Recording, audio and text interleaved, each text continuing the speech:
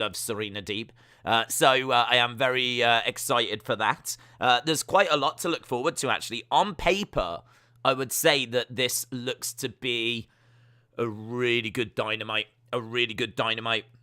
Undisputed Elite joining forces as well. So we're actually going to see a 10-man tag match. They're taking on Dante Martin, Varsity Blondes, Lee Johnson, Brock Anderson. It's no one that special, to be honest. I would expect Undisputed Elite to win that, but it's going to be interesting to see them working together as like a faction, as a group.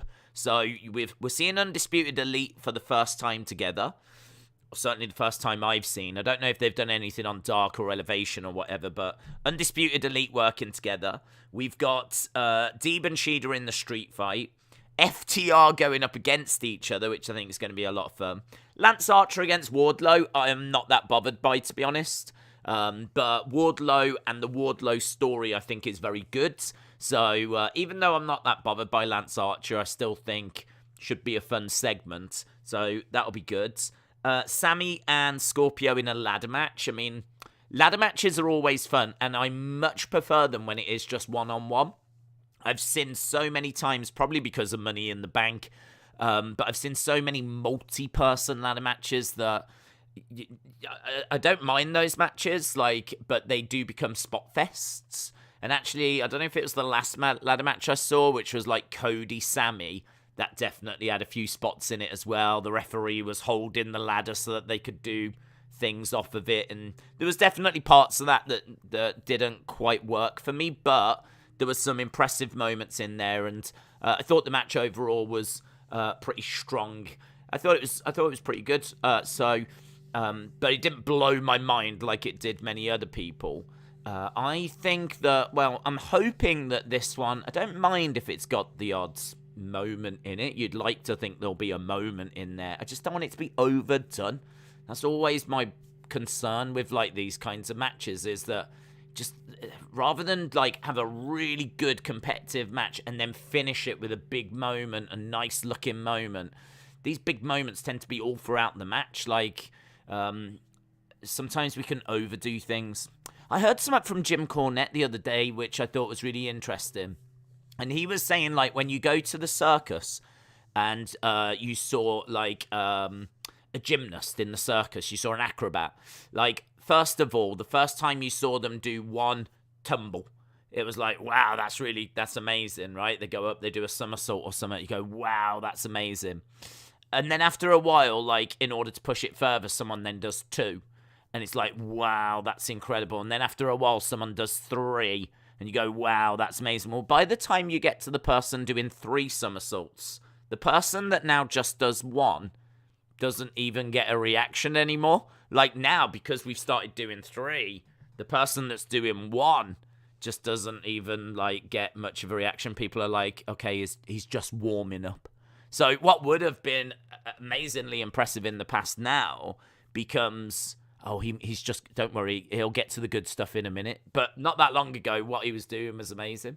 I kind of feel that way with ladder matches. I kind of feel if you go back to some of those old ladder matches, what they were doing in the past was amazing, but it wasn't the multiple spots that we see now. And but these multiple spots that we see now don't quite do it for me, to be honest. I just think that everything's a bit OTT. So we'll see. I'm going into it with high hopes. I don't know quite what to expect from a Scorpio Sky ladder match. So we'll see what comes out of it. But I do. I've seen a lot of multi-man matches with ladders, and as I said, they're good. Some are better than others, of course. But I think it might be the Shawn Michaels Razor Ramon WrestleMania 10 that I just hold in such a high regard. And I don't know if you've ever seen it, but there is a Shawn Michaels Bret Hart ladder match. It was the first ever ladder match. So the first ever ladder match in WWE is Bret Hart against Shawn Michaels. And it was filmed. It was part of, I think, an episode of Superstars. And they filmed it because they wanted Vince to be able to watch it and watch it back, because Bret was the one that brought the ladder match to WWE. And Bret said, this is a match I want to do. And he kept going on about it, and Vince wasn't interested. And eventually Vince was like, okay, look, do the match, pick someone, do the match, we'll film it, I'll watch it, right? And that's what they did. So Brett went and got Shawn. They were quite, they were on good terms.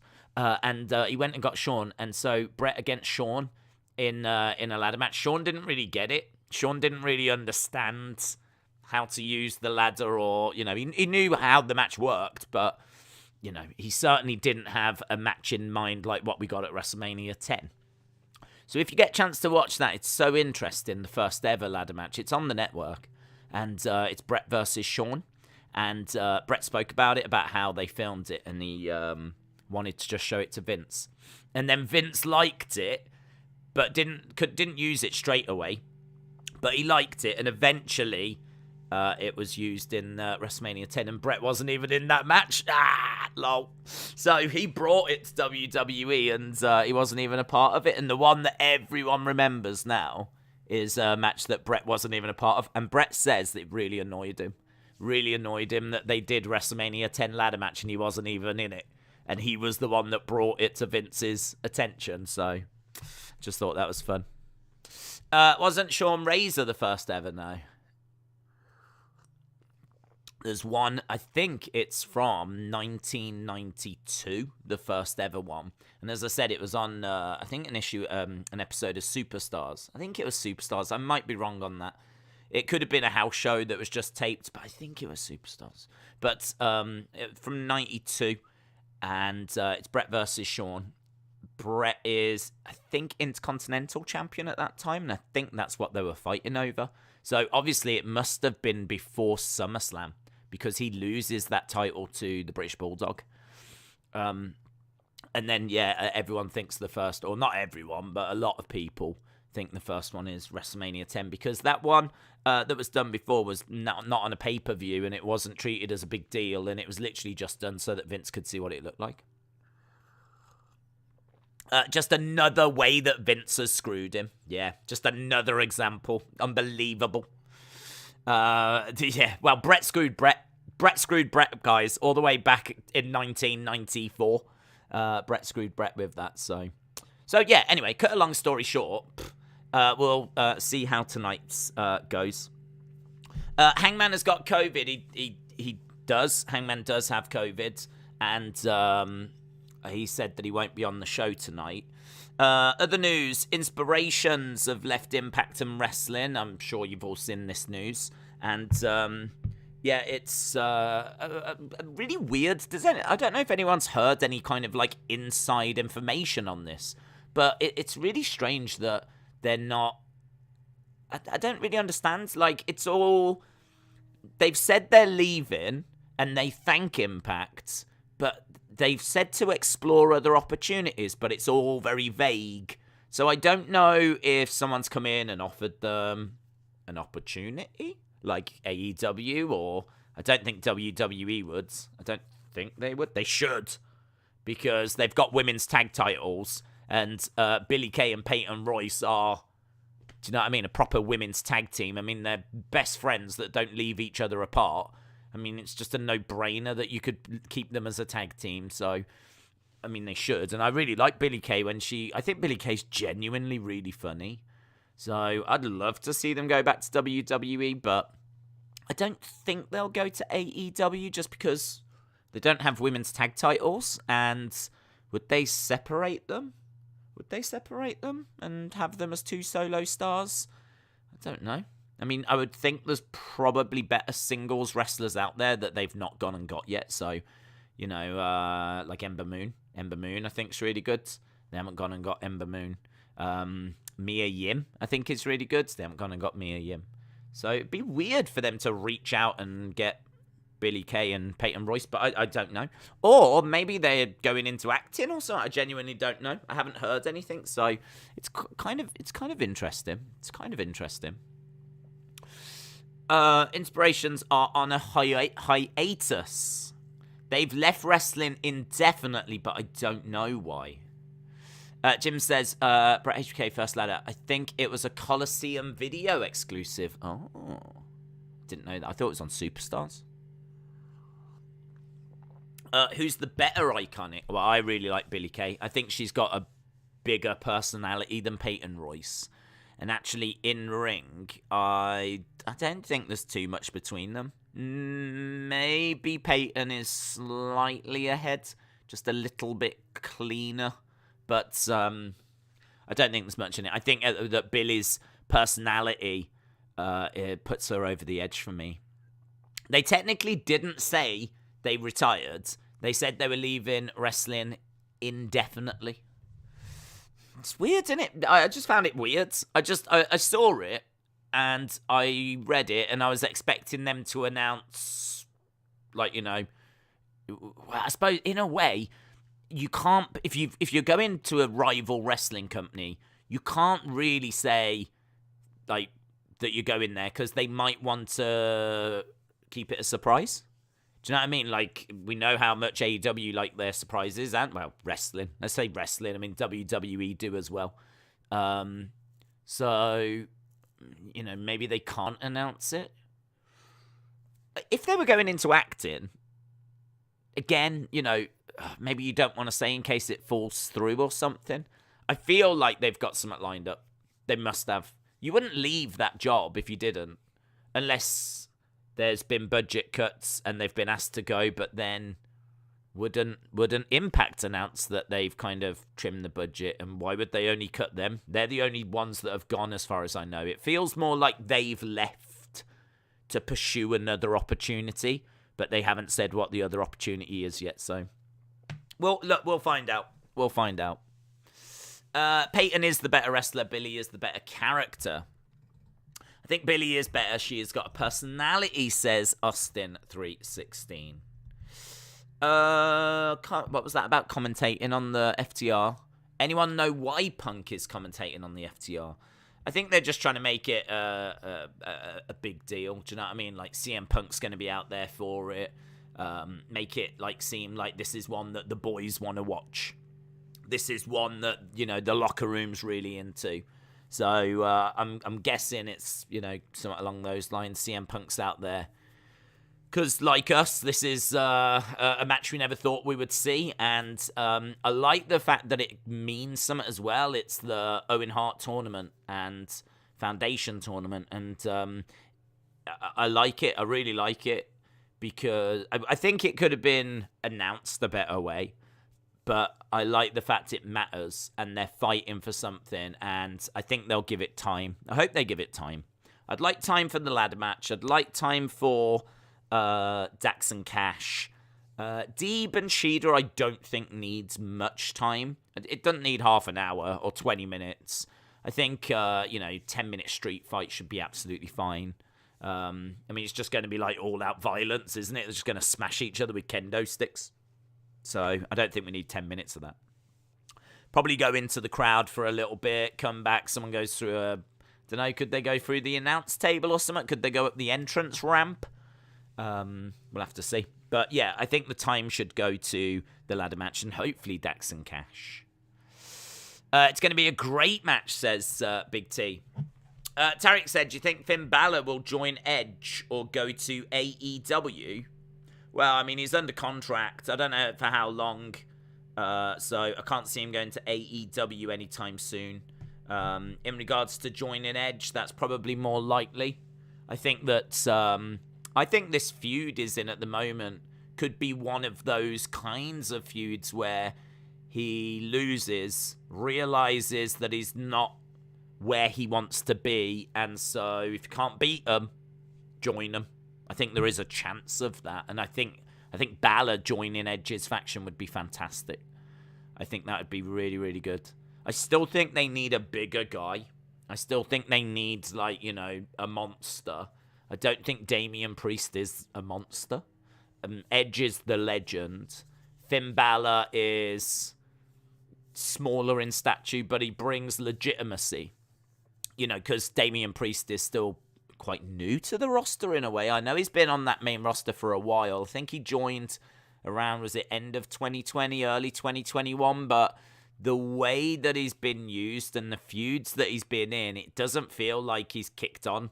I mean, he was with Bad Bunny, but Bad Bunny kind of stole all the spotlight from that.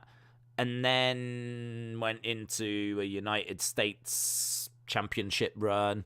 They started doing that silly Damian Priest, two sides of his personality. That wasn't really working. It feels like we've just tried a load of stuff. It hasn't really landed, and now here we are. So he still feels relatively new and fresh, and even though he's been around for a little while on that main roster. So, yeah, but to me, he's not the monster. We've spoken, like, a Haaland, a Von Wagner, someone that's got a bit of size to them. I think, and those four together, I think would be really interesting. Edge, Priest, Balor, the Monster, whatever. I think that could be a really good. I'm seeing the group in my mind. It looks really good. So, yeah, I'd be down for him joining that. I would rather see Balor and AJ form a Bullet Club type faction. Maybe have Cody with them and call them Balor Club, says James. If Finn joins Edge and Priest, then he should have that demon character, says Carter. Yeah, I agree. DDF said they had a thing on Hogan on USA. I guess it said Sting was supposed to join NWO if Hogan changed his mind. Yeah, that's been spoke about before, how they wanted Sting to join it, and I can't quite remember if it was Sting that turned them down, but I think it was. I think Sting turned the idea down, and so they ended up going with Hogan. I don't believe Hogan was the first choice. So, Tony announced Blackpool Combat Club are facing QT and the Factory with Anthony Ogogo ringside. Could be interesting if anything happens with Ogogo and Blackpool Combat Club. Ogogo should join. He should join. He's English, and Blackpool's in England. William Regal is English. He's not been utilised. He's a former Olympian. He's a fighter. Do you know what I mean? He's got like a knockout power. He's got the aggression that you would like to see. He's got a good size to him as well. And I think Wheeler Yuta's on the small side. Daniel Bryan's on the small side. John Moxley is, I think, a bit bigger than Danielson, but I think Ogogo would be the biggest out of all of them. I think that would be an excellent addition. I really do. I think that would be an excellent addition. So that will be interesting. Are you looking forward to the 10-man tag match? I am. I'm looking forward to seeing Undisputed Elite working together as a team. It should be a squash. There's no need to make this competitive. Not every match needs to be competitive. And when you're taking on the Varsity Blondes, Brock Anderson, Dante Martin, Lee Johnson, and whatever, do you know what I mean? We're not taking on Inner Circle. We're not taking on the Pinnacle, right? We're not taking on any kind of faction of note. This is really the lowest level of competition you would probably expect to be facing on a Dynamite, outside of getting actual jobbers. This is, Varsity Blonde's pretty low down in the tag rankings. Brock Anderson is nowhere in the men's rankings. Is it Lee Johnson? Nowhere. Dante Martin's got, bright future, high hopes, all that kind of stuff. But Young Bucks and Red Dragon and Adam Cole, these are meant to be the best of the best. Young Bucks are, former champs. They're the Young Bucks. Red Dragon obviously coming in with quite a big fanfare. I really feel like this match should be one-way traffic. It should be destruction. It should be showing how good this group can work together, because they will go up against tougher challenges. There's no need for this to be competitive. I've got a feeling it will be, but there's not really a need for it to be. I understand them not wanting to bury people and make people look bad, but you do need people to put others over to make others look good as well. So I kind of feel like if I'm Tony Khan, I'm booking that to be a squash, and then I'm doing an interview after with Undisputed Elite, being really excited and positive about how that just went, and talking about, guys, just think about what we can achieve. You know, we've just shown how dominant we can be, and I feel like, yeah, you could start getting something going there. So I'm looking forward to it, but I would definitely like to see it be a squash. As we said, Archer Wardlow is the other thing. And we've also got the Jericho Appreciation Society sitting down. Jericho Appreciation Society are doing an interview. I haven't seen who with, though. I believe Hogan suggested himself, saying it would have a bigger impact over Sting or Lex Luger, says Jim. Oh. Richard said, Undisputed Elite versus Varsity Blondes are unable to compete due to Black Mist. There won't be a squash like they're showcasing young talent. It wouldn't make sense to squash them. Well, I disagree. I think it would. I think where you've got like this young talent, you know, it's a group that are just thrown together as well. This isn't, in my knowledge, a faction. You know, this isn't they're people that have come together to take on Undisputed Elite. Undisputed Elite are meant to be one of the top factions. Do you know what I mean? I feel like if you want to showcase these people, you can do that lots of other ways. If you want to showcase Varsity Blondes, give them a good run against some tag teams. If you want to showcase Brock Anderson, put him in there with some jobbers, give him some wins, get some momentum going. I sort of feel that in this environment here, this is like faction versus faction, and this is not a faction. This Varsity Blondes, Dante, Brock Anderson thing is just a collection of, as you said, young talent, which at this stage in their careers can absolutely put over the Undisputed Elite. It's not going to hurt this talent because this isn't a faction. This isn't going to bury this faction because it's not a faction. Like, what we need to do is we need to build up and establish the Undisputed Elite. So you're gonna have to you're gonna have to feed Undisputed Elite someone. You're gonna have to give them someone. They've got to beat someone. They can't just keep having like tough challenges because we don't want to make, like, you know, people look weak. I mean, it's lunacy.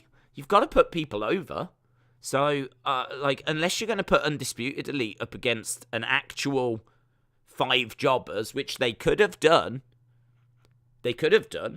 then for me, this is the lowest level you can get. I mean, Undisputed Elite, you know, they're going to be facing people like, I'm trying to think what the face factions are. Dark Order, maybe? Dark Order, against Dark Order, they should struggle. But I would still expect them to beat Dark Order. Jurassic Express are a 3. You just need to put a 2 with them. They would struggle in that as well. They should struggle in that. Is there like a big face faction? Thinking about it, I'm trying to think of like what the big face faction is. Who are Undisputed Elite actually going to be building towards? Like, if there's going to be a stadium stampede, if there's going to be a blood and guts match, if you've got Undisputed Elite on the one side, who's on the other? It's not going to be Jericho Appreciation Society, is it? It's not going to be... Is it going to be Dark Order? Are they going to pull the trigger on Dark Order? I don't know. I'm trying to think what other factions there are. Jericho Appreciation Society. Pinnacle's kind of gone. Pinnacle's, I mean, like, Wardlow's walked away and everything. The Elite obviously has merged into this Undisputed Elite. I don't know. I don't quite know where it's going. I'll be interested to see. I'm shocked at how heelish Trent Seven has become. There's no face faction, says Dragon Den. Do you think AEW will strip the heavyweight title off Hangman? No. He's got COVID. I mean, I had COVID the other week. It had me in bed for about 3 days. After about a week, I was pretty much back. So, I mean, it takes a week or two to recover. Obviously, it can differ. It depends, I would imagine, if you've had your vaccine and all that kind of stuff. But for me, I was back after a week, but I still felt fatigued. I didn't feel 100%. I definitely was still feeling the effects. So, no, there's not going to be a need to take the title off him. Vape Ross Vape, shout out to you. Brock Anderson is the best Brock, and Liv is mid. The Dark Order is the only face faction, says Almighty Nick. That's interesting, that is. I wonder where this is going, then. I mean, I know that there's people that are saying that Kenny's going to come back. Maybe they'll do. Maybe this is building towards them against a faction from New Japan. You know, that Forbidden Door. Perhaps the idea is you have Undisputed Elite against Bullet Club. And maybe that'll be one of the, you know, big matches from Forbidden Door. You gotta think this is going somewhere. It's building somewhere. That would be all right, wouldn't it? That would be pretty damn cool. Undisputed Elite against Bullet Club. I do still stand by what I said, though. If this is the first time we're seeing Undisputed Elite, you've got to give them wins and give them momentum and build them up. If the end result is they're going to go up against Bullet Club. Or they could go up against Chaos or Los Ingobernables or whatever. So, I don't know. We'll see. We'll see how it plays out. Do you think we will see the return of Kenny Omega tonight? I don't think so. I mean, I don't really know much on the Kenny situation. I've just heard that he's injured and he's going to be out for a while. The expectation is that he will be at Forbidden Door, but maybe not wrestling. I've said before, I'd love to see Omega Okada, but I probably won't be able to because I think Kenny's out for a while. So I can't say I'm expecting to see him tonight, but, well, who knows? Never say never. Are you interested in Punk versus Hangman? I feel the match isn't one where you can be super confident Hangman would retain, as they might pull the trigger on Punk, says Daniel. I would be interested. I don't know that it's a match that I would be crazy interested in. Oh, damn, I just thought. Blackpool Combat Club. Blackpool Combat Club? They're up to, 3 members? If they did add a go-go, they'd be then up to 4 members. I don't know if you could get to 5 members and then do... Man, I'd be so down for that. Undisputed Elite versus the Blackpool Combat Club in a blood and guts match. Oh, my God. That would be fantastic. That would be so good. I hope we go there. I'm into that now in my mind. Yeah, I was going to say Hangman against Punk. I don't know what it is. I wouldn't be crazy for it. I think MJF, Hangman is the match to do. I think the build for that would be excellent. And I think that, MJF is obviously, a really great heel. Hangman's got the support of the crowd. I feel like that excites me a little bit more. But there's no denying Punk competing for the title. Going up against Hangman would, catch people's imaginations as well. So, yeah, it would be one that would grab people's attention. But I think I would rather do the MJF match. But it's just preference, innit? It's just preference. No Hangman tonight. He's got COVID, says Mary. AEW should be cancelled by Don Callis, who didn't like AEW the whole time to let WWE survive until they get back to normal. I don't know what that means. I don't know what you mean. Blackpool Combat Club versus Undisputed Elite. Ospreay wants revenge. Rumour is they might invade soon. MJF will take the belt from Punk, said Justin. They've got a mini documentary about it. What about? Right, where are we? 2 minutes. 2 minutes away from the start of the show tonight. I don't know what we're opening with. If you are just joining us, Dax versus Cash, Deeb versus Shida, Undisputed Elite versus People. We've got Archer versus Wardlow. We've got Sammy Guevara against Scorpio Sky. and we've got Jericho Appreciation Society sit-down interview. So I don't feel like that has really cemented itself yet the way the Inner Circle did. I don't know. It hasn't quite... maybe... I don't even know who they're feuding with, to be honest. So I'll be interested to see that, and see where we're going with it, seeing what we're doing with it.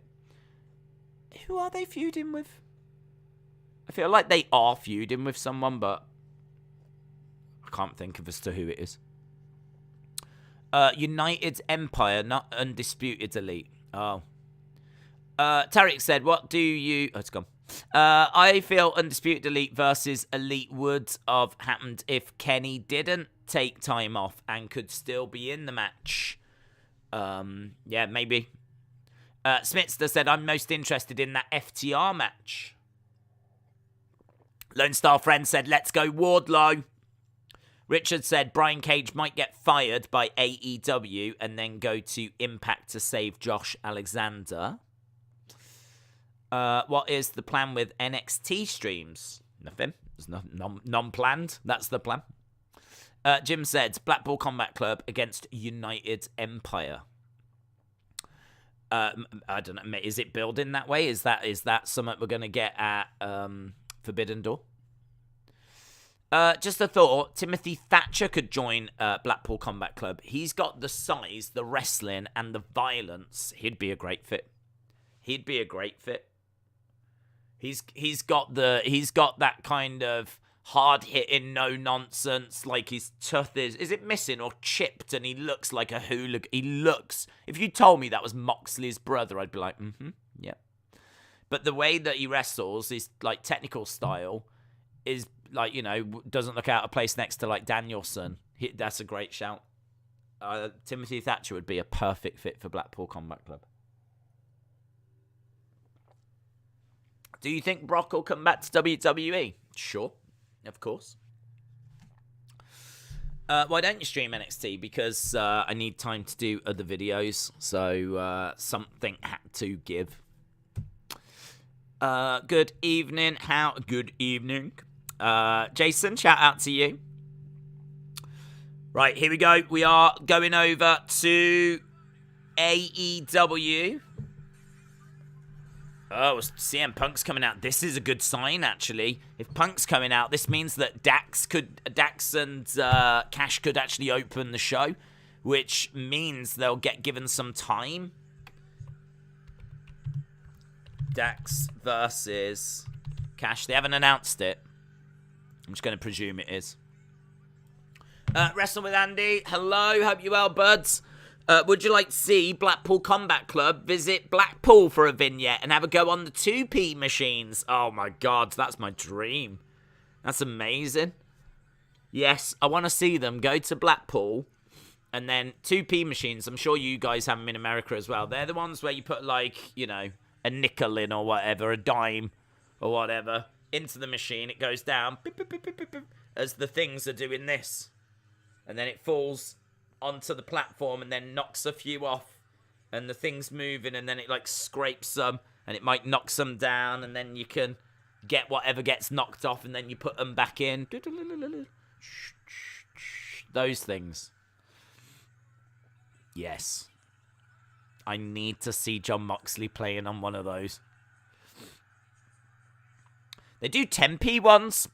It's a bit rich for my blood. That's the 10p versions are the ones that I would imagine Elon Musk plays on. 2p for me, mate. 2p for me. Right, here we go. FTR are coming down, and they're actually coming down together. So the intro plays. FTR come down, but they come down at the same time. There's a sign in the crowd that says, why FTR, why? Good reaction. I hope they should sell those jackets, by the way. Those jackets look great. Yeah, they should definitely sell those on AEW Shop. People would buy those.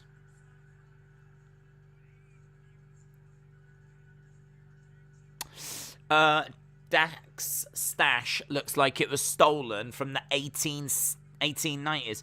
They've got special ring gear here. Heart ring gear.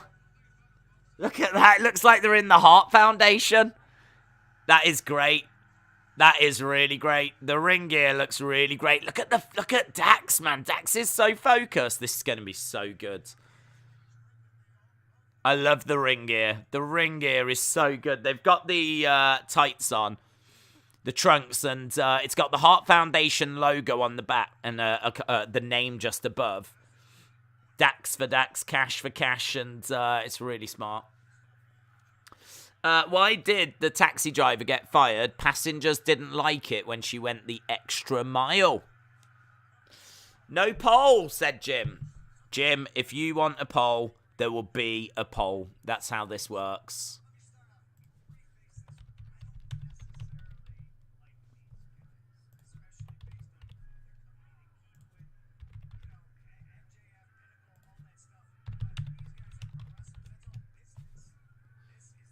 Boom.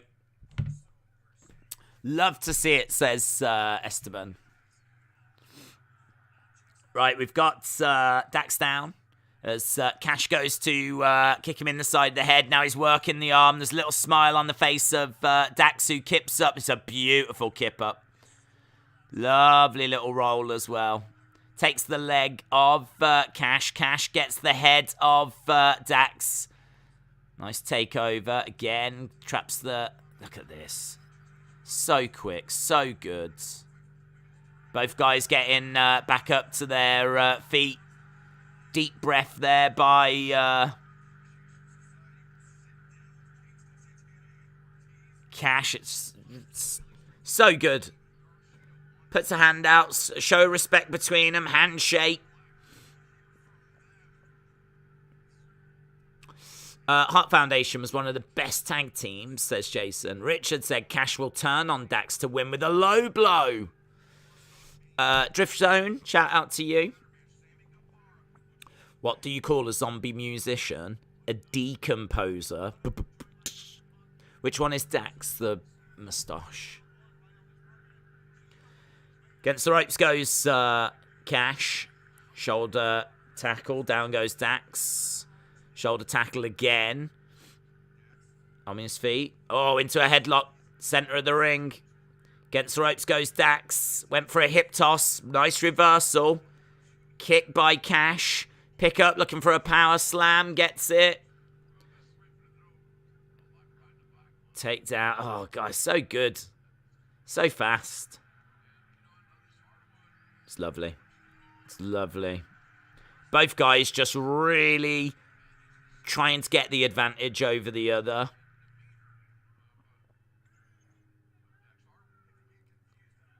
Dax is down at the moment. Cash working on the arm. Dax back up to his feet. Cash going back to the corner. Crowd are really into it.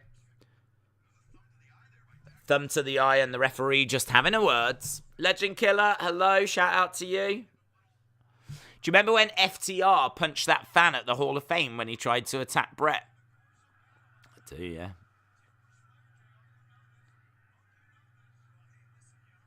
Cash back in the corner. So a little bit of a thumb to the eye here. It's all got a little bit. It's all got a little bit unsportsmanly.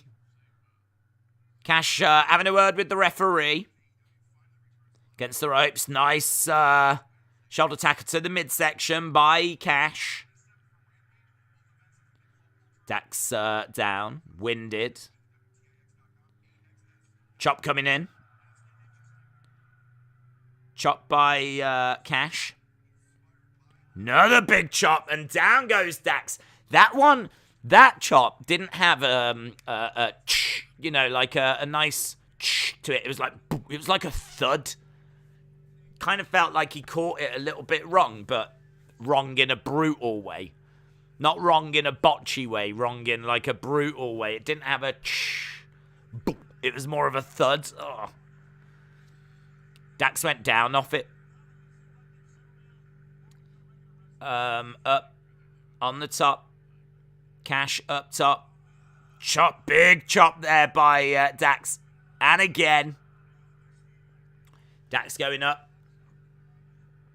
Looking for a superplex. Hope he gets it. And I hope it's nice. It is up. And it is. Yeah, it's good. It's good superplex. That's nice. JR said that superplex didn't do anyone any favors because Dax feeling the effects as well. But it was nice. I always think the superplex looks really good. This is awesome. Chant from the crowd. You can't say it's a simple move, but it's a move that's not used all that much. You know, if you think about how, like, every match I feel like we see a goddamn suicide dive. But a superplex, when you get the arch as well, so impressive. It looks so good.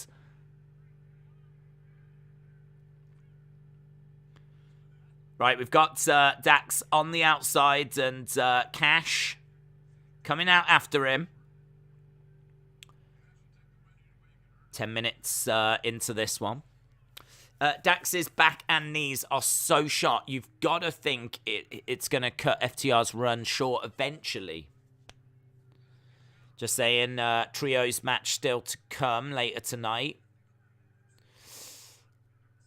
I love it when Daze does the play-by-play. Jilly, shout out to you. JR is living for this match, says Heather. Right, crowd are into it. And keeping Dax grounded, but he's been able to get up to his feet. Nice takedown there by Cash. So Dax managing to get back up, and Cash just picks him up, slams him back down again to keep him grounded, which is nice. Elbows coming in. One thing I think they've done a good job of, I feel like Dax is going to win this, by the way, but one of the things that I think they've done a nice job of is they've really given Cash a lot of offense, and Dax has really struggled to be one step ahead of Cash. Cash has shown that he is equal, if not actually, for large parts of this match, a step ahead. And again, look, you know, just as Dax thought he was about to get back into this match, Cash comes over. Dax trying to reverse. Nice chop coming in there by Dax. Uppercut coming in by Dax.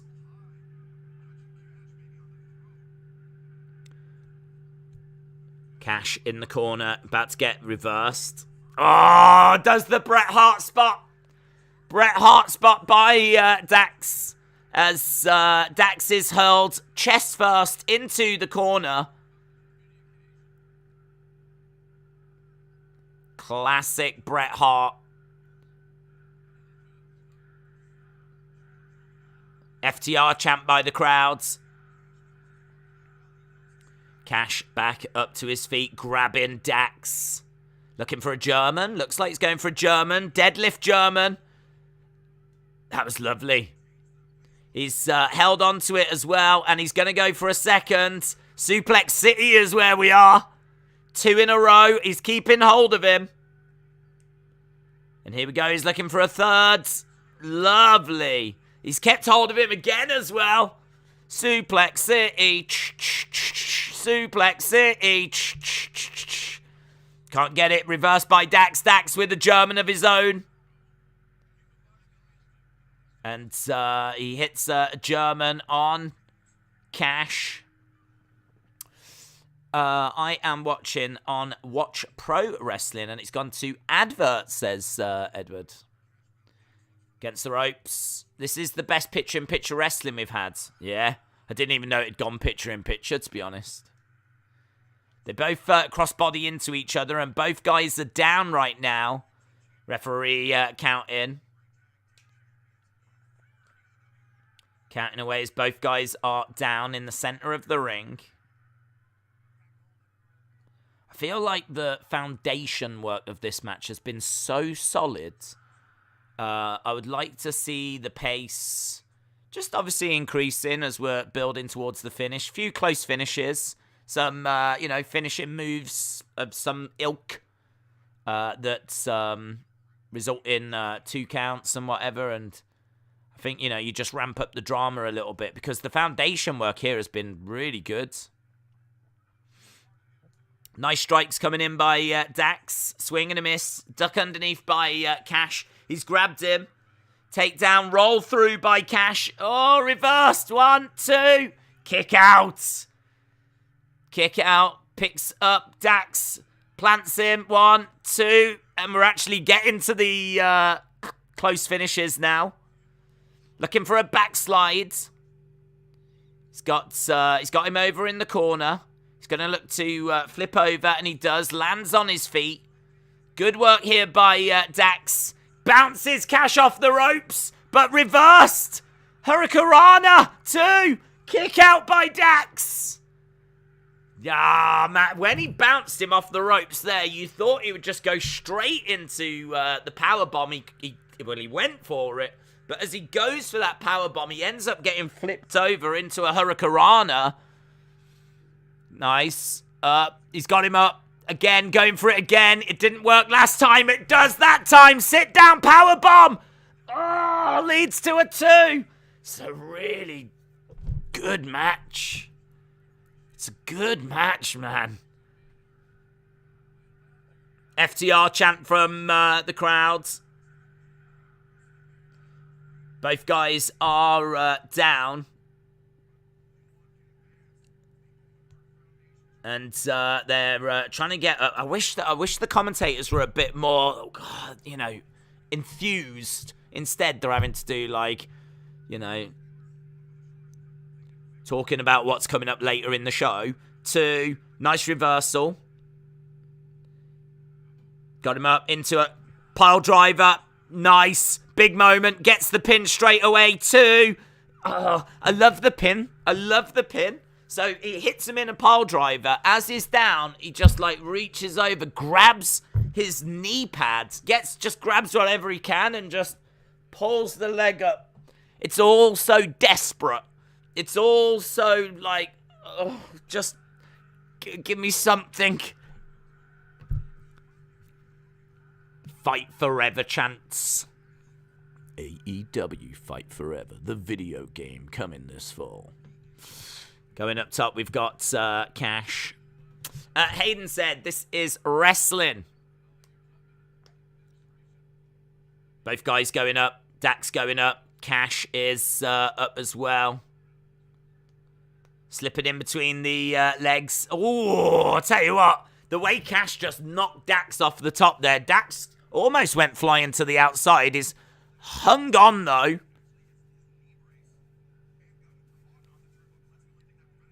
Saying, Excalibur saying that the knee brace might have been the only thing that stopped him from falling to the outside there. Big back suplex. Belly to back suplex. I think he'll over-rotate, will he? No, it's a little... He comes crashing down on him.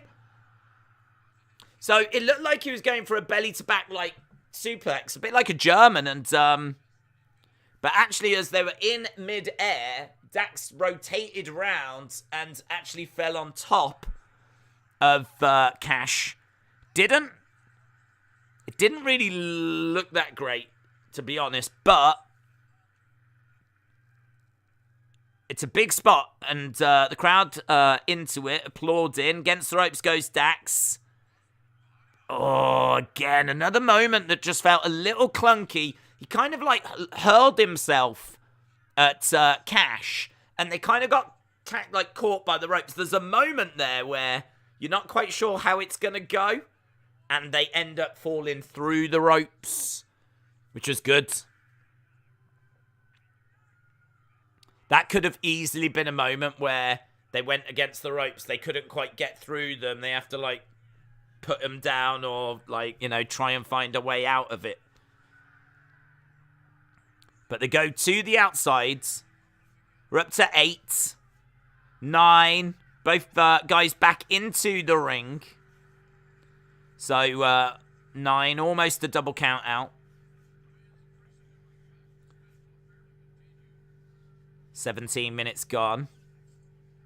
It's been really good. Stepping through, looking for the sharpshooter.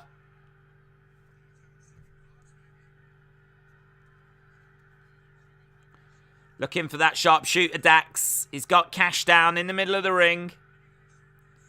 He's trying to step through, and I really like how Cash is preventing it. Inside cradle, 2, reversed, 2, 3. Oh, it's just an inside cradle win. Dax gets the win. Dax gets the win. It's an inside cradle.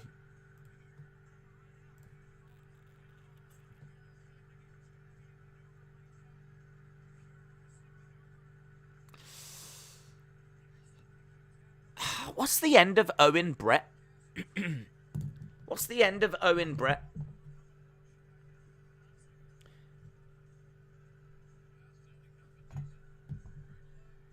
It's really good. Let me know in the chat how you would score it. Chat called it as well. Nearly 70% of people going for...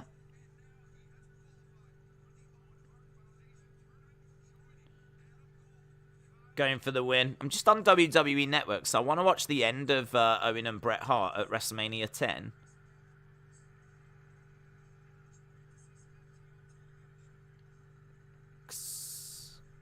I could be wrong, but I've got a feeling it's that we've just seen.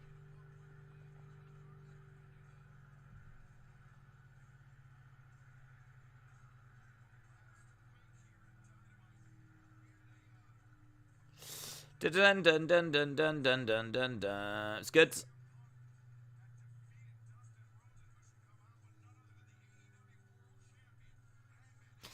Uh, 4.75 Meltzer stars. We're seeing Hangman and CM Punk. 4.75, 4.5, 4, 5, 4. J Brock said 2.5. I might go 3 max. Drift Zone said it was a stupid ending. Hayden gives it a 4.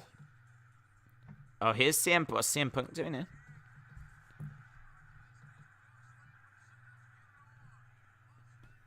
CM Punk making his way down to the ring. CM Punk. CM Punk.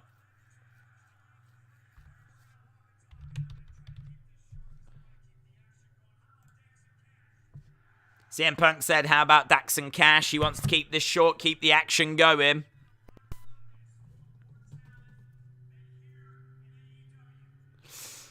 Owen reversed the victory roll into a pin. Okay. So there's a slight difference then. Because that was an inside cradle, wasn't it?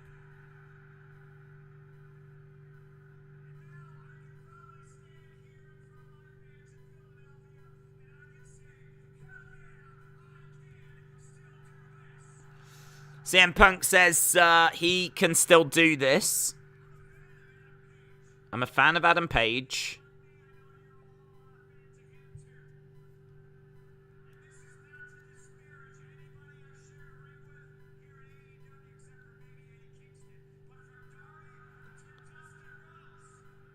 CM Punk said, I'm not here to disparage anyone I've shared the ring with except for Eddie Kingston, and that gets a reaction.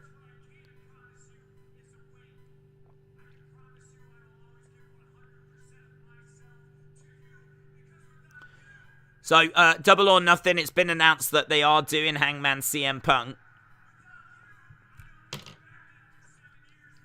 What do you think of Mike Tyson, Jake Paul? I don't know. Is that a match that's happening, is it? Are they going to do that?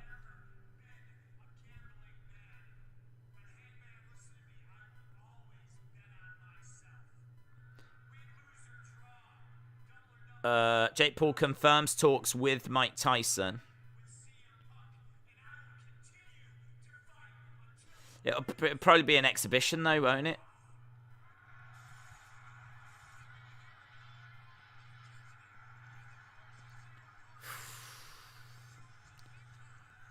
I'd need to see what the rules are, but my thoughts would be that it would be an exhibition and there'd probably be no knockouts and all that, you know.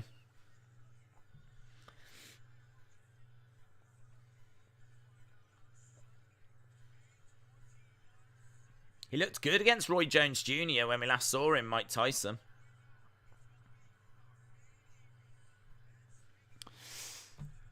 AEW just can't get my head into it. CM Punk is still the GOAT, said Jason.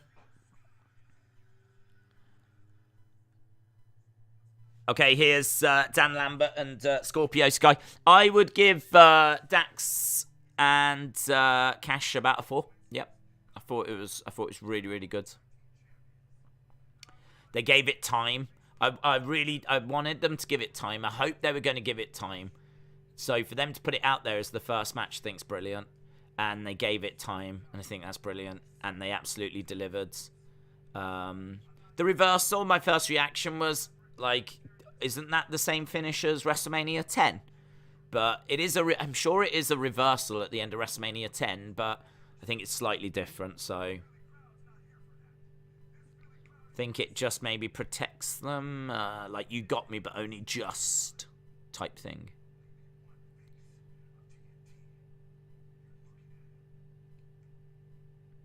There's only one face of TNT, and you are looking at him, and now it's going to be the Blackpool Combat Club.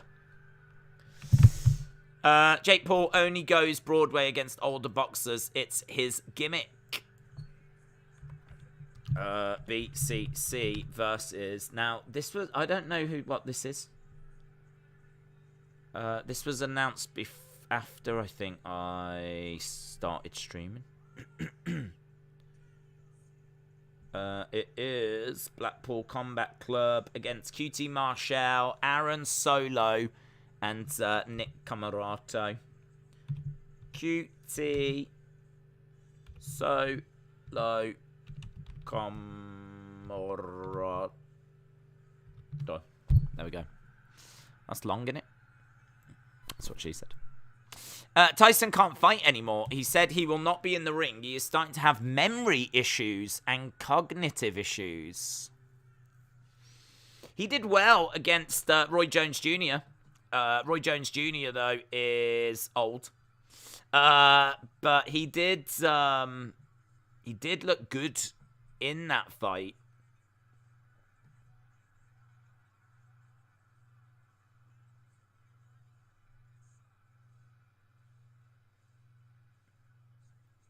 William Regal's come out.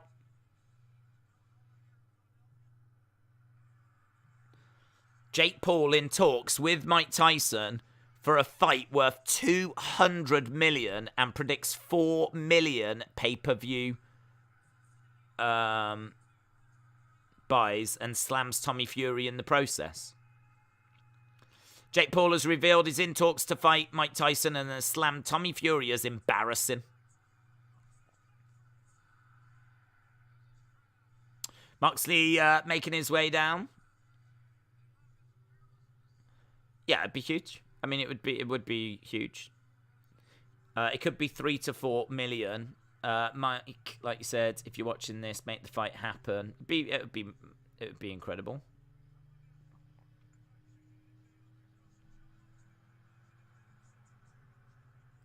The only thing is, my initial reactions are I think that Tyson would win that, but it could be one of those where it's like an exhibition, you know, like wasn't it an exhibition against Logan Paul and they couldn't do knockouts in that as well?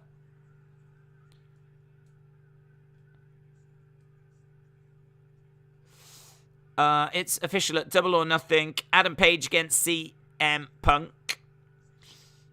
Are you streaming NXT Spring Breaking next Tuesday? No, there's no plans for NXT. Regal just said to Excalibur, "Hello there, man in a mask." He's done that before. That's a little running joke he must have or something like it's... Yeah, if I was Excalibur, I'd be a bit miffed, to be honest. It's like my name is Excalibur. Love Wheelie Utah's ring gear. Said that last week. Still love it. I really can't understand why people think Moxley would go back to WWE. It looks like he's in the best place he's been in with AEW. Channel name said Tyson still has it. He carried Roy Jones at on that Triller cards. Heather said, "Where is a go-go?" I think, is he at ringside? I think there is someone at ringside by the looks of it. I think he is out there. Flip up by Wheeler Yuta. Drop kick by Yuta. Tony said a go-go was going to be ringside, but I can't see him. There's someone walking around. I think he's out there. I think that's him in a little waistcoat. Regal cracks me up, says James. Right, we've got Kamaroto in there with Wheeler Yuta. Yuta going over in the corner. Shoulder tackles here by Kamaroto. Goes over to the other side, face first. Into that top turnbuckle. Nice strike there by QT Marshall.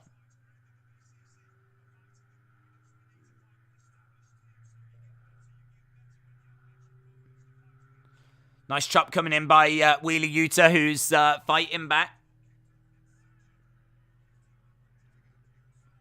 Kick coming in by Solo. So, quick tags by QT, Solo, and Kamaroto.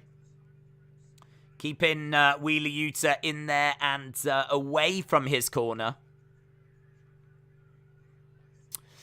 Imagine Triller did not have fight limits, and then we could do Tyson Mayweather. Blackpool Combat Club does nothing for Bryan Danielson, said Zoom Station. Minty said, this is already my favourite Dynamite of the year. It's been very good.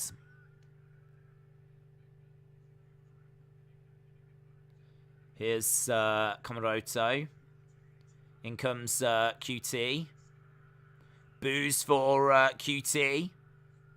Wheeler Yuta still being kept away from his corner. I need to ask, you're a United fan. Why, after every City Liverpool game, do you congratulate them on their wins? I don't think about it. I mean, I've said I want both to get into the final. Like, I want I want it to be Man City Liverpool in the final. So I'm pleased that Liverpool won today, and I'm pleased that City won yesterday. I hope Liverpool seem like they're going through, man. It just doesn't even seem like there's going to be a question about Liverpool getting to the final. And same with Man City. So, yeah, I'm not one of these fans that wants to see a team from Spain win the champion. I'd rather an English team win it. So, you know, I want to see a Champions League final where Foden is playing and John Stones is playing and Sterling's playing and Trent and, you know, all this. The turnaround in England's success as a national team can be kind of, you know, shown with the fact that English players are now getting and being a part of Champions League finals. I think that does play a part. I don't think that's just a coincidence. So I think the more experienced English players get being in Champions League finals, going on these kinds of runs, it's just brilliant for the English national team. It's great for the Premier League as well to have these teams doing so well. It's a great advert. It's England 2, Spain 0, isn't it? If you think about the semi-finals. So it's good. I wish them all the best. Chop coming in by Danielson. Danielson's in there with Solo. Thomas said, what fans enjoy matches, 6-man tag. Dax Cash didn't do anything for me. It lacked the psychology of an Owen Brett match. It had cool moves, but lacked the psychology, said Dragon Den. Channel Name said, I wish Tyson would show up more on AEW. Here we go. We've got Danielson going up top. Missile drop kick and Solo goes down. Kip up by Danielson. Solo's got rid of his blue hair. Kick coming in by Danielson and Solo goes down and again.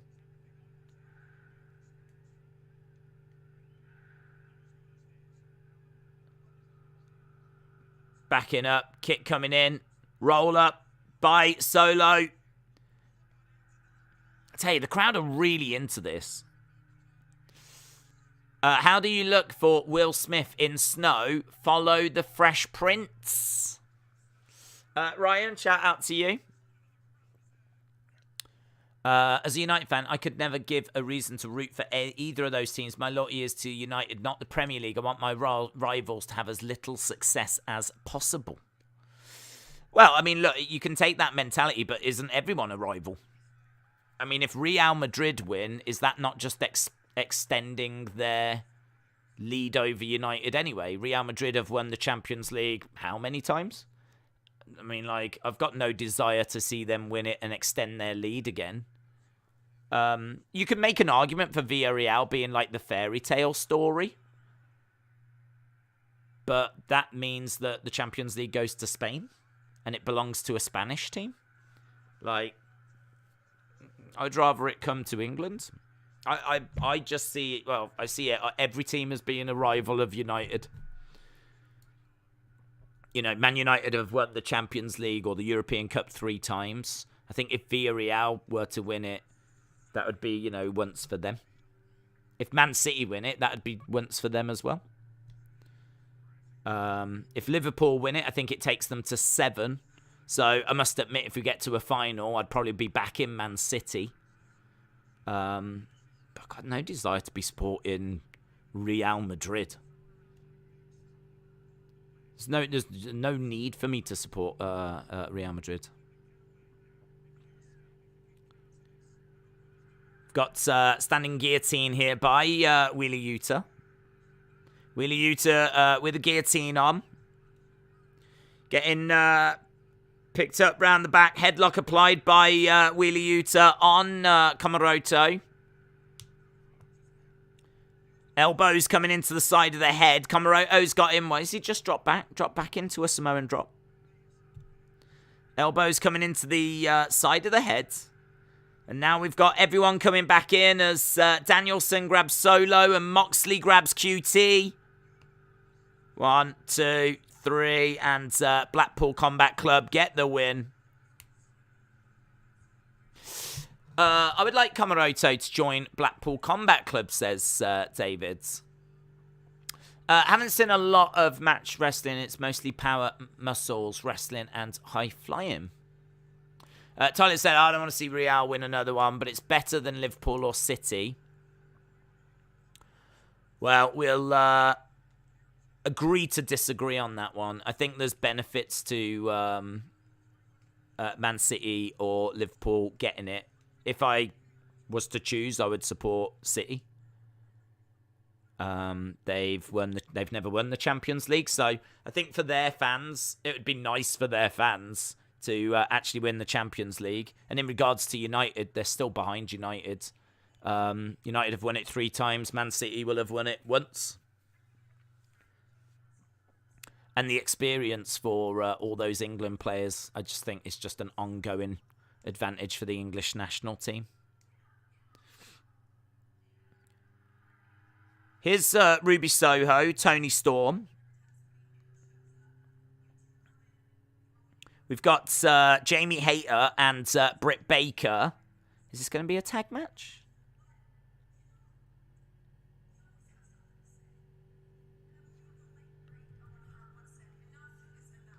And enough is enough, and it's time for a change.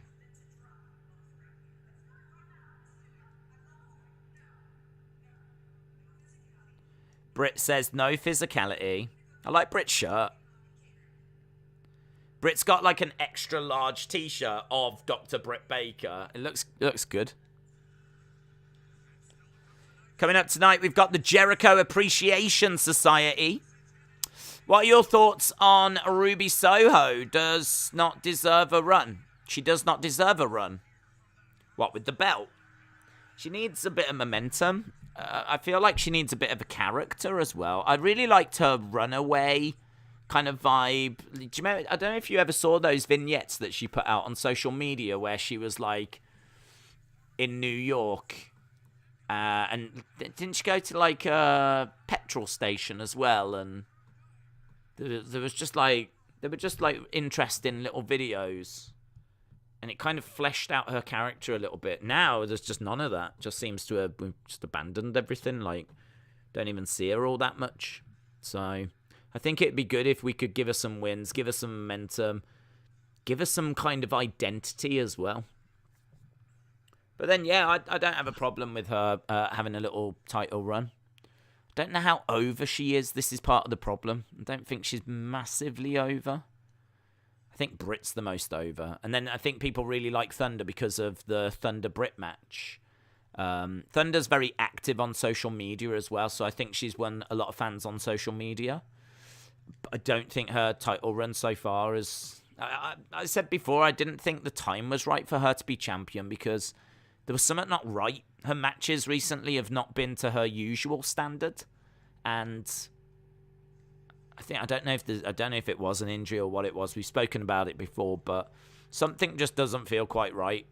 So I'm waiting for Thunder to, if it is an injury, recover from that, have a match. Hopefully it be a killer match, really great match, and just remind everyone of, why she is in the position she's in. But Ruby needs to do the same. She needs to have some killer matches. There's a lack of killer matches coming out of that women's division. And really, the best women's match was Britt and Thunder. So, hence why they're now, seen as the two top stars. In a show that is so focused with its in-ring, the women have got to step it up. They've got to step it up. You can say, well, they need more opportunity to do that, and I think that's fair. That's a perfectly fair comment, but they have got to deliver. They've got to step it up. Hopefully, we see a great match between Deeb and Shida tonight. If you watched other shows, you would have seen her having matches there, says Luke. Zoom said, too many women in a promo lose the intensity. Do you think Amos will be champion in the future? Right now, you would lean towards no. Just because it doesn't feel like it's working. And it's probably going to be that they'll run out of patience with him. More so than pull the trigger and put the belt on him, so. Mike said, Thunder and Britt are the top two. There's no doubt about it. Root Beer said, would you have New Japan win go over most matches at Forbidden Door? AEW make a good impression on New Japan so they can work together. I don't know who's booking it, to be honest. I would imagine that both companies will not want to look too weak. I can see it being a 50-50 split. I think if AEW does come out of it just a little bit worse off, it's not the end of the world. I think the AEW fans, it's not as if people are going to stop watching AEW if they, say it's a 10-match card and they lose 6-4. I don't think that would be a problem. I can't see it being like an 8-2 or it being like really one-sided. Not even sure if it'd be a 7-3. I think 6-4 or something like that, but... yeah, I think it'll be around that 50-50, 6-4 in one direction. I can't see 7-3.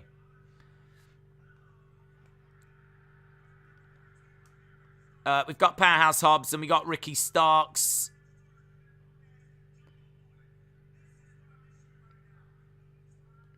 Anytime, any place. Okay, you two against me and Powerhouse Hobbs. Ricky said, I wish Bray would come back to wrestling. I miss him. Do you mean a WWE AEW pay-per-view? There's a AEW against New Japan coming up called Forbidden Door, so that's what I was talking about. I think that's what we were talking about. Here's Lance. Here's Mr. Archer. Let's go Starks, says Zoom Station. Archer versus Wardlow. AEW have ruined Archer, says Austin. Hurricane Hayes says Ty Conti is must-see TV. The Team Taz feud with Swerve and Lee over. I don't know, to be honest, I don't know. We got Sean Spears and MJF at a table eating some popcorn, having a lovely time.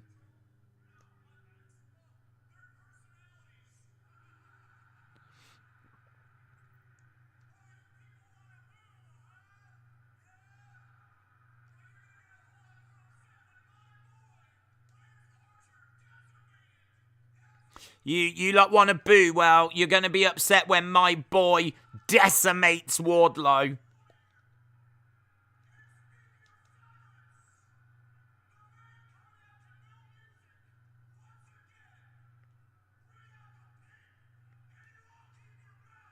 MJF says, bring out the pig.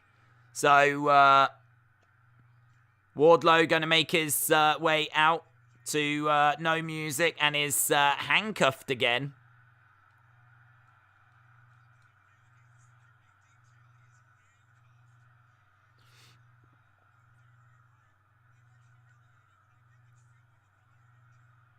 Wardlow, there's 100 security people.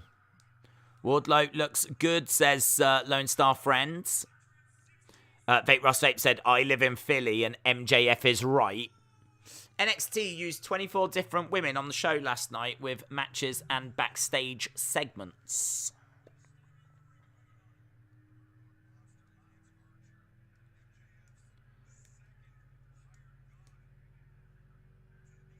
Right, they're undoing the...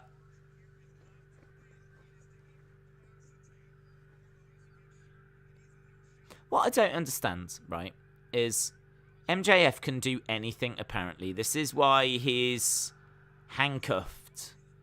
So why is he not putting him in matches against, like, handicap matches against 3 people, 4 people, 5 people? Why is it not like Jericho Appreciation Society versus Wardlow? Do you know what I mean? Like, if he can book any match, why is it just... why is it one-on-one? Jeez, head scissor takedown. That was beautiful by Wardlow. That's amazing agility. Lovely little roll through. He's really showing that he's got more to his game than just the power moves.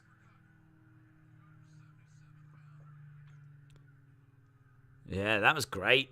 And it was executed so well as well. He did it so well. Larcher gets slammed down. That was very impressive. For all the AEW crowd, love running down their checklist of chants. They don't seem to get their role in the Wardlow entrance.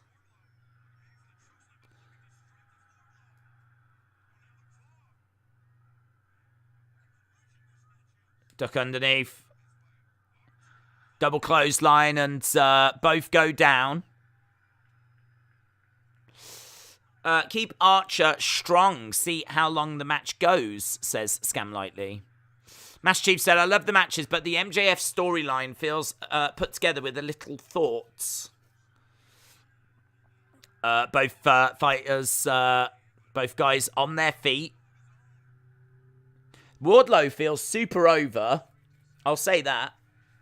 He does feel super over. I think where he is right now is really good. Like, he's in a great position. The crowd are right with him. Strike by Wardlow, and he's got Lance Archer rocked.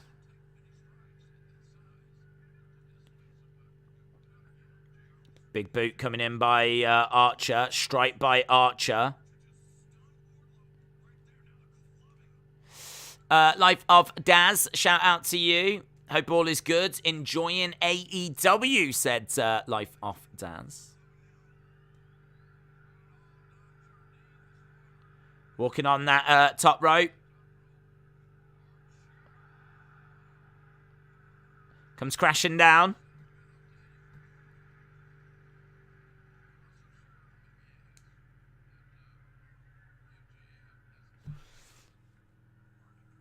Archer with Wardlow. Choke slam. 1, 2. Shoulder up. Do you think Jade should go after the main belt or have both belts? Jade Cargill?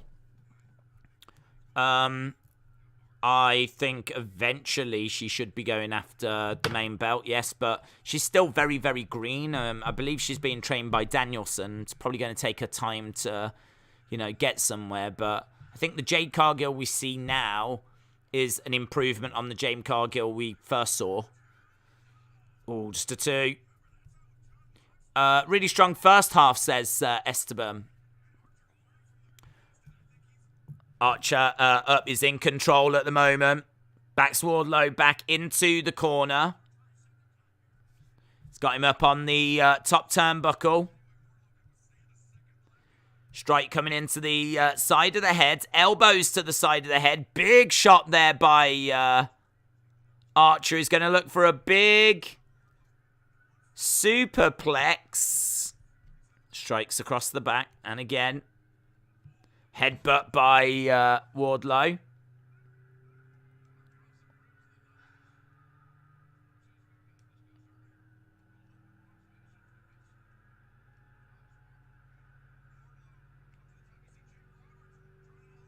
Ugh. Jumps off the top and comes crashing down onto Archer.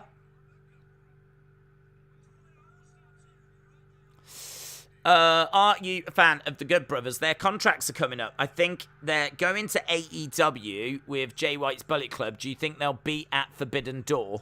I think they could be at Forbidden Door. I'm actually not a fan. I haven't seen them do. They did nothing in WWE. I think in New Japan is when they were used at their best. So they didn't do anything in AEW for me either. So if they go to New Japan, I think that'd be great. Slam down.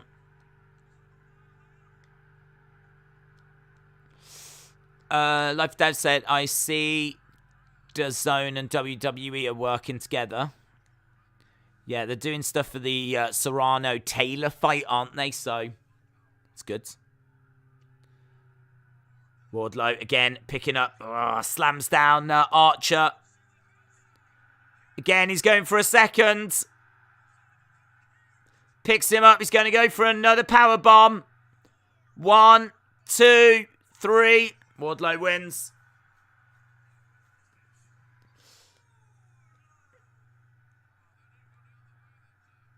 Wardlow wins, and MJF is upset. They won the Tag Team World Cup, says Matt. Wow. Can't argue with that.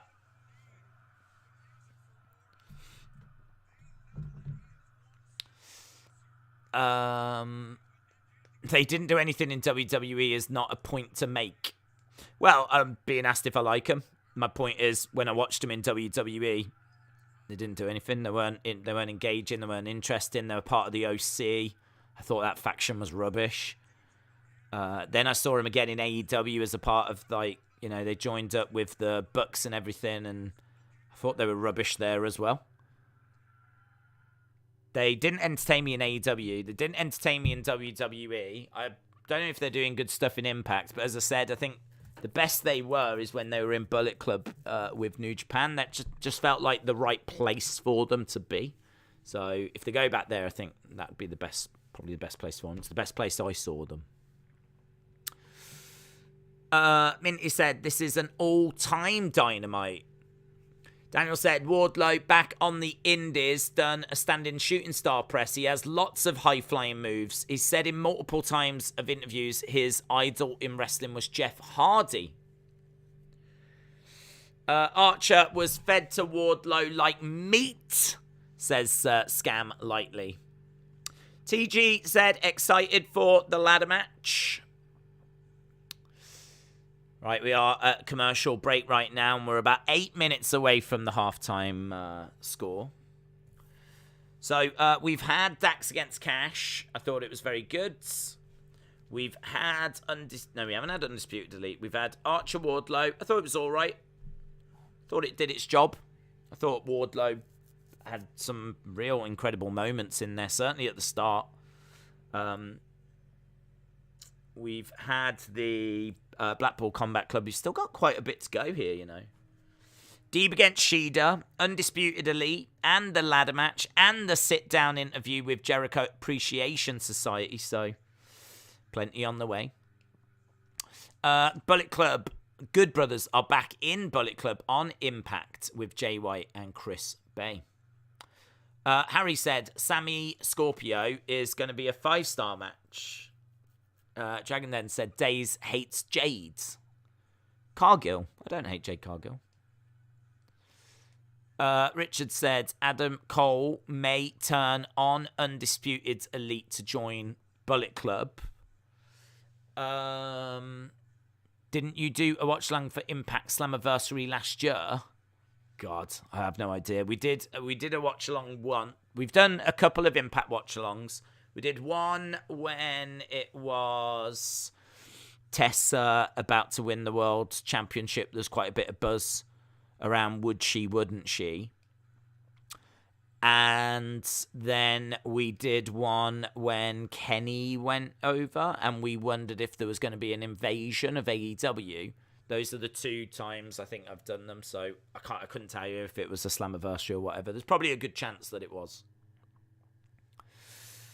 Who will win at WrestleMania? RK Bro or Usos? I'm probably leaning to Usos. I feel like we must be getting to the time where Riddle now starts to break away and go on his own. I know that Randy Orton says he's having the best time of his life, though. That could be true. Or it could just be a way of making it even more of a shocking moment when he turns.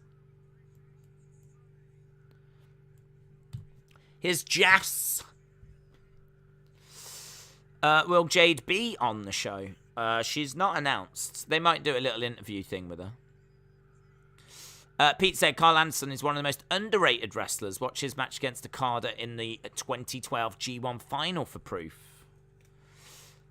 Channel Name said, thanks for the info. Heather Days does more Impact watch-along. There's no plans to do Impact watch-alongs. I'm glad Sammy is a heel now. Right, we've got Jericho in the ring. The Raw rating, I don't know if I just mentioned this, 1.6 million. 1.6 million for Raw due to the NBA playoffs. So, Raw rating came through and it was low.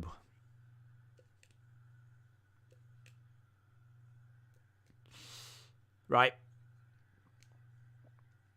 We're just waiting for Judas to be sung. That's like a poor man's Stone Cold on screen right now.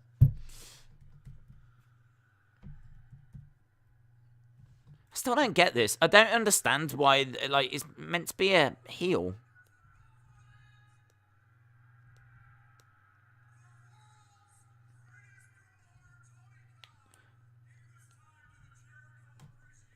Okay, we got a table in the ring.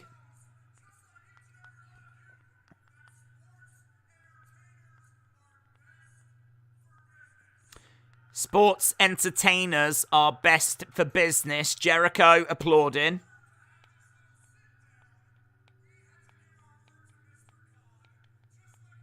If they really were sports entertainers, wouldn't they have gimmicks?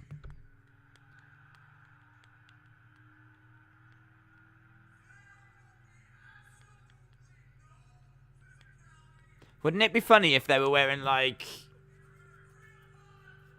bright kind of, like, if one was a dustman, another was a police officer, and all this kind of stuff. If they're meant to be, like, sports entertainers, I feel like they could go further with the sports entertainment. Here's Eddie Kingston.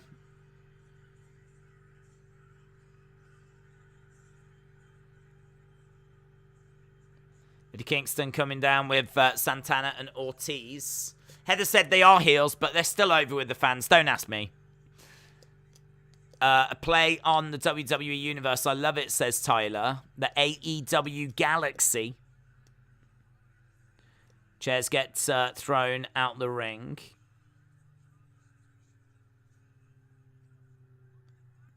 It's weird, isn't it? They're taking the mick out of WWE, but they're the heels.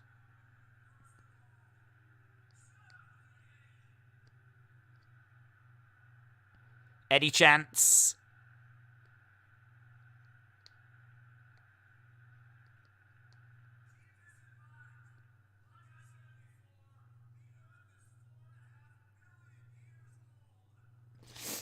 It's a shot at WWE point blank as a faction. They won't last. Did you see the tease that Gallows and Anderson said the wrestling world is going to be reminded very soon who Kenny Omega is? The Good Brothers are definitely signing with AEW, said Root Beer Float. They should change their names every week. Yes. They should only have one name. They should only have one name each, and it should be absolute rubbish. They're like, you're absolutely right. One should be like Alpha. Another one should be Sausage. Or whatever, I don't know. Just give them like really random one-word names. They should definitely do that. That's a really good shout.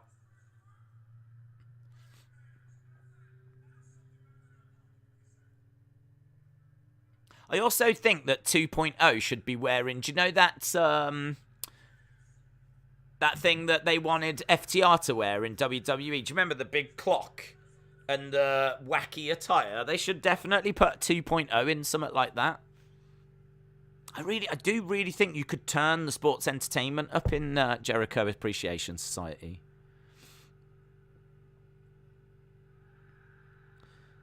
Fingers being stuck up here by Santana and Ortiz.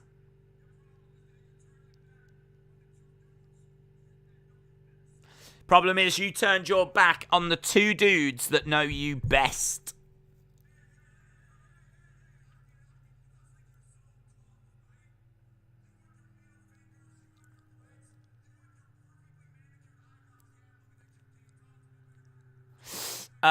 You did 3 Hard to Kill when Tessa won, the Impact Show, and you did Rebellion with Kenny and Rich. Kai and Tai said, do you think Bo Dallas and Bray will show up to AEW? Would be sweet to feud with House of Black. Apparently Bray's asking for a lot of money. Apparently he was on $4 million a year in WWE, and I don't know how much his demand has dropped from that. So, don't know. Meltzer seemed to be implying that really the only place that can afford him is AEW. And they don't seem to want to be spending that kind of money. Table is flipped over. Would Vince like Wardlow? Yeah, apparently he wants him.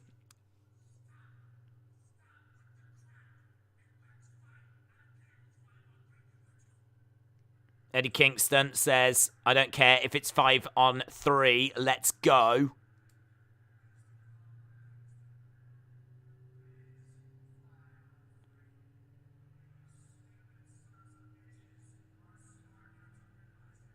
It is 5-on-3.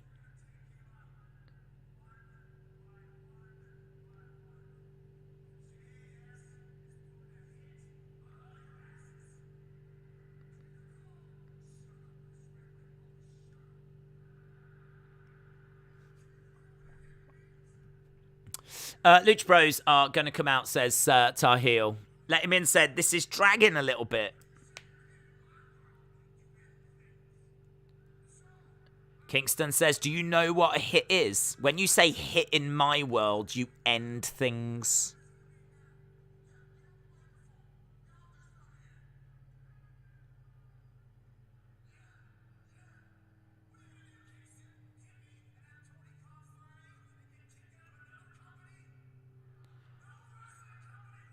No wrestling company wants you. Stand there, shut your mouth, and do as you're told. Jericho takes a seat.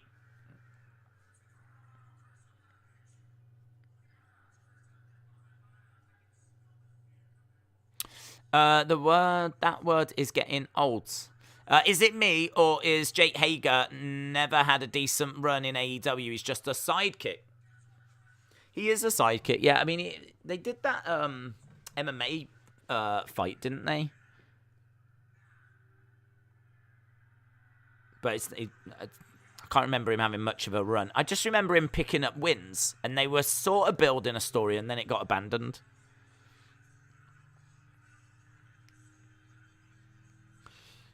Right. Boom. Eddie and Chris are good. The rest of the guys could not be in the ring, said Master Chief. Right, we've got a little video package here with Sammy.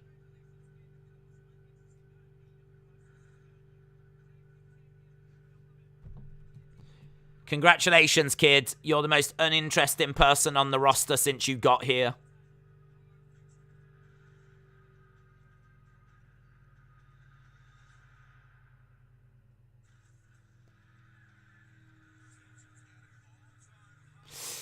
Is Eddie Kingston just a poor man's PN News, says Scam Lightly.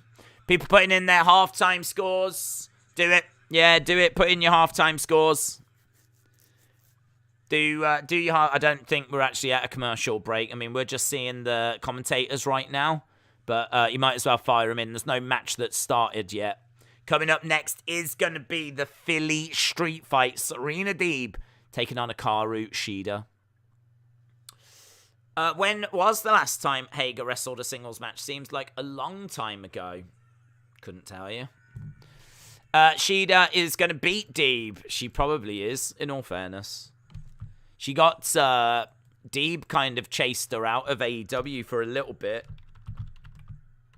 So I'd imagine Shida will come back and get her revenge. It's very small. And it's upside down. Fixed it. There we go. 775 says Heather. 6.5 says Hayden. 7 says Jason. 625 says Anna. Master Chief said 725. 1987 big fan with a 5. Luke says 7.5. Rick says 7.5. Larry says 6. Austin says 6.5. These are a bit lower than overall than I was maybe expecting. Maybe that last segment maybe just dragged a little. Don't know. Thought the first match was very good. We are underway with this 8.5, 7.5. Minty said I would have said an 8, but Deeb is here, so 9. Legend Killer with a 6.5. Do you think the crowd might be sucking some out of this show? I've seen a lot of people saying this crowd's dead in the Fight TV chat. I think this attire looks better for Shida as well, by the way. I think this is much better ring gear than what she was wearing before. She's got like Daisy Dukes, and she goes to use that chair to launch herself into Deeb. Deeb gets in the ring. Deeb goes, tries to get back out. 6.5 says Trey Gaming. 5 hits of THC by Tony Khan out of 10. Says Scam Lightly. Let him in says 6.5. Austin says 6.5. Tarek says 10 out of 10. Shaquem says 4. Future Comp said, I agreed, I'm not a fan of this crowd. G Money Slayer with a 6. Let's go Shida! Let's go Shida, chance! Yeah, this crowd's dead to me. I like the, what is it? Like, a rose bush? Not a rose bush. Ivy? I don't even know what you would say. It's a flower of some kind going up with flowers all on it that she's put. It's body paint that she's put on herself there, Shida.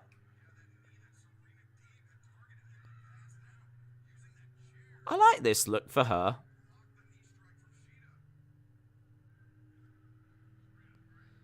Deeb setting the chair up in the ring. She grabs Shida. Shida's been in control up to this point. Slammed knee first into the chair.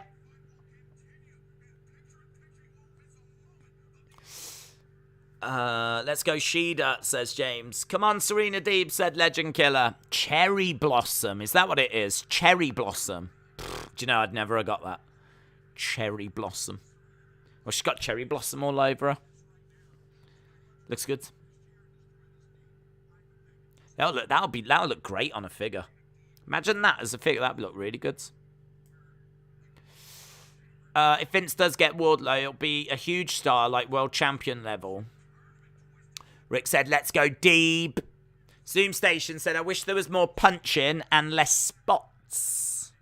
Dragon Den said, the crowd saw who they wanted and there's no motivation for them to be good afterwards. Carl said, the crowd can't be jumping around for the entire show. They need a break. Alexis said, it is a horrible crowd. Heather said, the Cherry Blossom motif, I love it. I believe they are in season now. Oh, that'll be nice. Maybe, like, as things come into season, she can put that so, like, she'll have cucumbers and Brussels sprouts and everything when they're in season. Tomatoes, they're in season. Parsnips, when they're in season. It'd be nice. You can just keep changing it every month.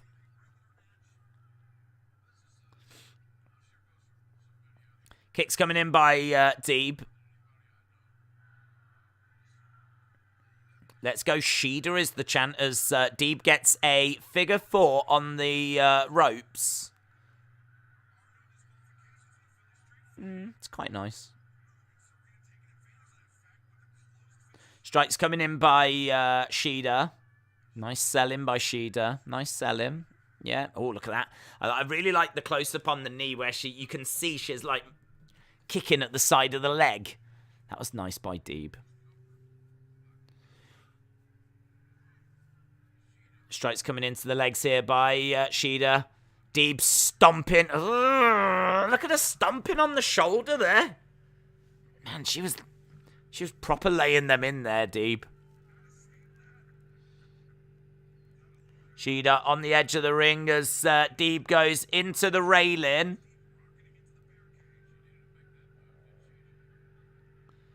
Deeb coming over, trying to take the leg out from underneath Shida. Strikes coming in by Deeb. It's the national flower of Japan. The crowd are being quiet to show respect to Aubrey.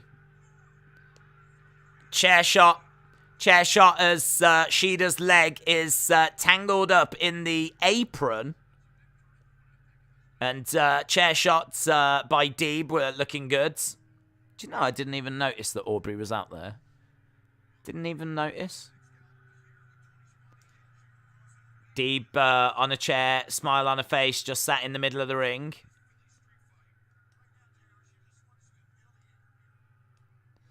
Tony said she just wants to humiliate Shida at this point. They should change up the entrance now that Cody is gone. TNA Impact Rebirth 2.0 would be nice to change it and make it their own. Trying to pick her up. Roll through by Shida. Reverse by Shida as Deeb goes into a chair. So we've got Deeb on the outside. Looks like she's going underneath the ring. She's grabbing something. Cocaine. She's got cocaine. Oh my God. Now, I've never seen this. I have never seen cocaine in wrestling before. This is amazing. She's just thrown cocaine in Hikaru Shida's face. That is fantastic. She is going to be tripping right now as... is that a kendo stick that she's whacking her with now? That is so good. What she should do now is tell Tony Khan to drugs test her. She would fail the wellness policy. Not only would she lose this match, but she'd be kicked out of AEW. It's genius by Serena Deeb. It's absolutely genius. Wellness policy. Wellness policy. Big back body drop by the cokehead Hikaru Shida. Swinging away here and almost took Aubrey's head off. She whacks Deeb. Deeb goes on the outside. Philly Coke is decent, says to heel. Well, we're seeing the effects it's having on Shida right now. Shida in there with a kendo just swinging away. She probably thinks that, like, giant aliens are coming after her or something. She is tripping out right now. AEW chants as Shida tries to go around, launch herself with a missile dropkick into Deeb. You never see cocaine in wrestling. What about Hulk Hogan's promos? That's true. I would say that's the effects of cocaine. I don't know. It's rare to see cocaine itself. Although Mr. Fuji did love it. He used to chuck it around. You forgot Tony Khan came on AEW full of cocaine. Yeah, guys, you're talking about the effects of cocaine. I'm saying that we're actually seeing cocaine in action in all its glory. Strike's coming in. What is the main event? I believe it'll be the ladder match.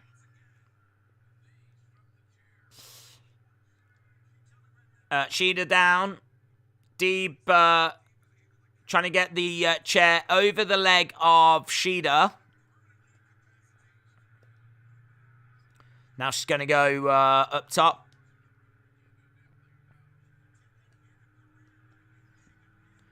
Chair shot by Shida. I like that. I like that. It does always bother me when they just lie there with something on them. Unless they're absolutely out cold. Why would she just lie there with a chair on her leg? Ugh. Falcon Arrow off the top. Kick out by Deeb. Big Falcon Arrow. Serena forgot to yell bonsai whilst tossing around the salt. I saw you on stream with cocaine as well, said Austin. That's how we get through those long streams on a Saturday and those Olympic streams. Smacked off our faces. I'm not saying it's a bad thing, guys. Jeez. Strike coming in by Shida. Cocaine is taking more bumps tonight than most of the roster, says Scam Lightly. She's choking her with the kendo. Deeb tries to reverse, rolls over, 2. Just a 2. Kendo to the midsection. Deeb felt that. She goes down onto her knees. We've got a kendo stick on a chair. Picks up Deeb, got her up on her shoulders. Deeb gets down on her feet. I think, did she rake the ice? She's going to go for a powerbomb. Powerbomb onto the chair. Picks her up. 1, 2. Shoulder up. Did he call it a detox? It's a KOD for Bianca Belair. This is good. Nice. Grabbing a hold of the leg. Vape Ross Vape said, Shida is dressed like she needs a hit. I think this is better than what she usually wears, to be honest. I like the cherry blossom. Knees being smashed into that chair by Deeb.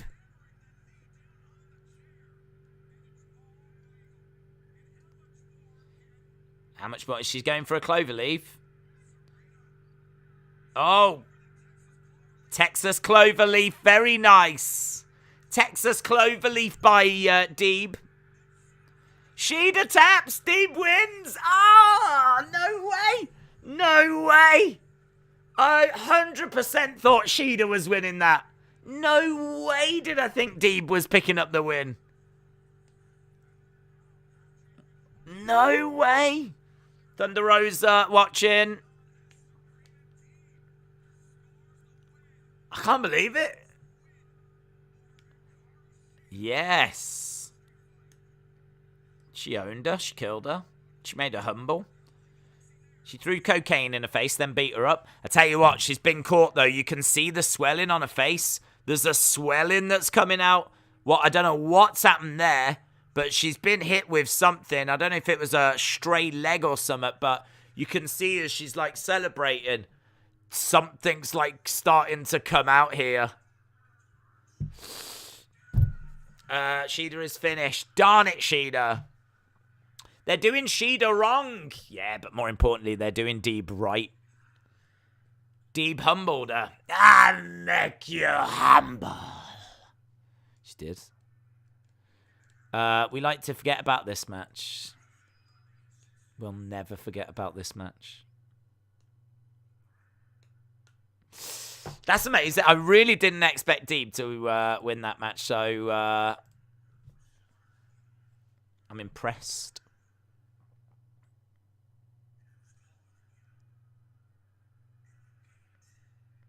Teach that. You can't teach that. That's a weird thing for him to say, isn't it? Isn't that what Enzo used to say? Is Enzo going to join him? Big Cass is going to join him, is he? Big Cass coming in. So, Big Cass against Wardlow?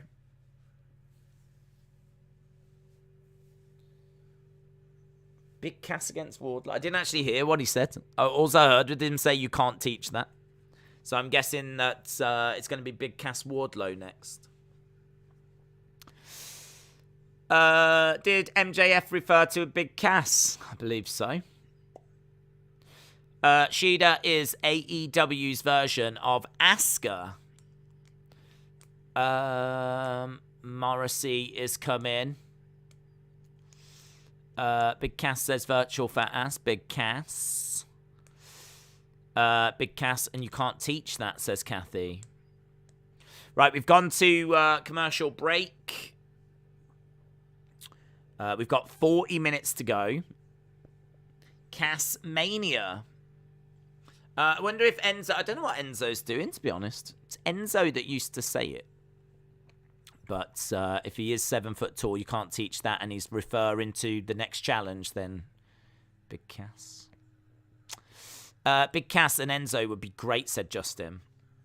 Isn't Cass in Impact? I believe he is. His contract probably allows him to work elsewhere, though I would imagine. Shaquem said, not Big Cass. Big Cass is Lexina's boyfriend. Anyone know if you can use the Big Cass name? I don't believe you can, no. Enzo's been on MLW lately. Oh. This is Wardlow's streak. It'll have to be MJF, you would think. That's back-to-back L's for MJF. How does NASA organise a party? They plan it. Very good, Coach Co. Oh, my God. Did you know, by the way, I'm going to...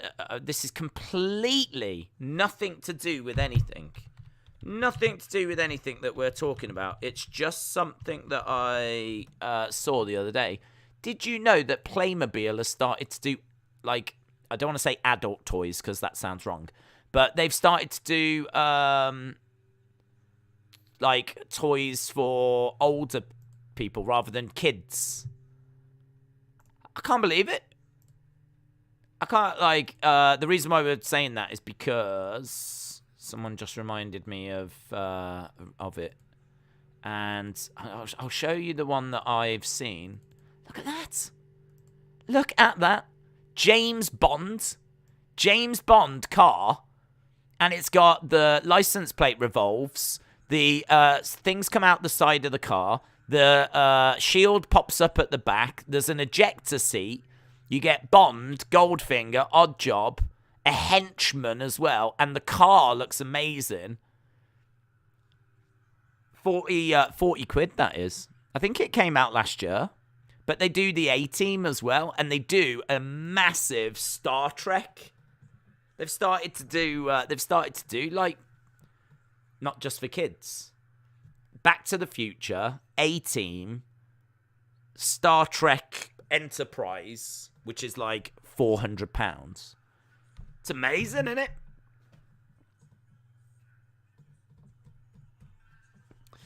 We've got House of Black, and they've got Fuego del Sol.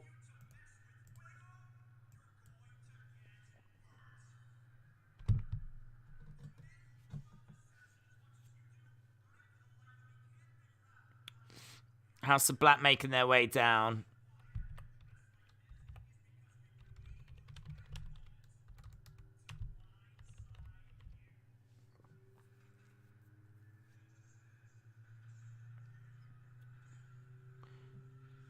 Okay, so they get into the ring. Here comes Penta.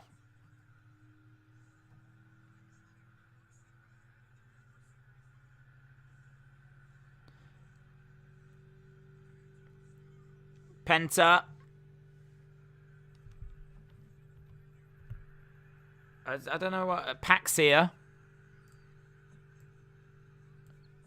Pac, it's been a while. How you doing, mate?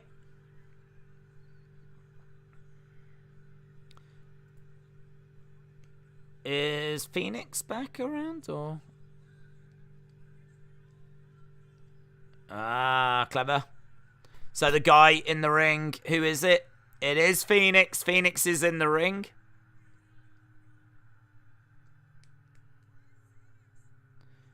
Ray Phoenix in the ring. It's still only 3-on-3, though.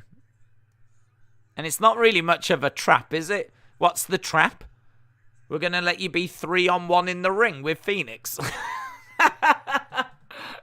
We've planned this all along. We've planned it all along so that we can get the better of you. And now you find yourselves 3-on-1 in the ring with Phoenix. What you going to do?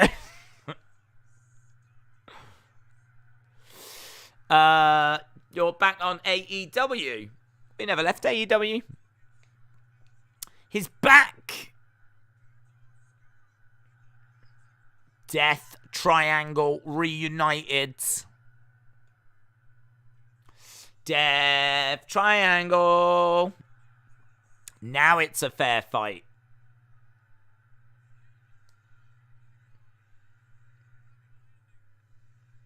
That's good. I'm glad that Alex guy has stopped wearing that stupid cape.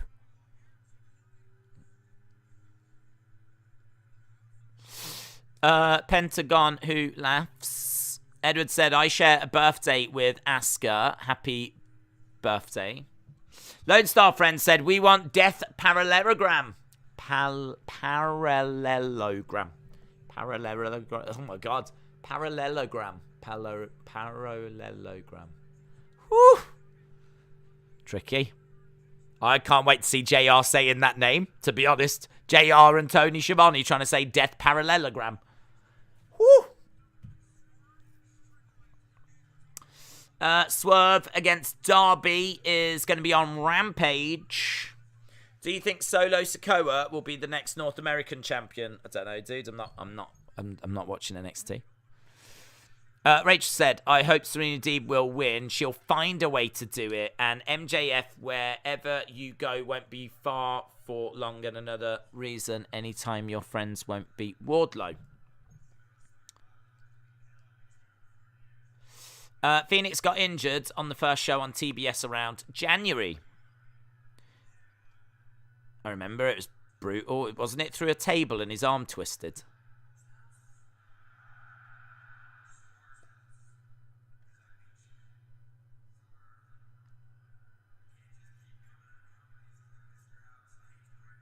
I hate to break it to you. AEW is Darby's house.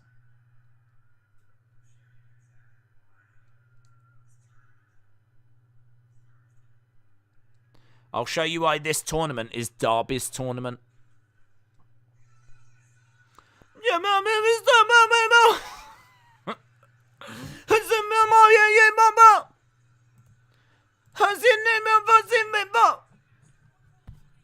What?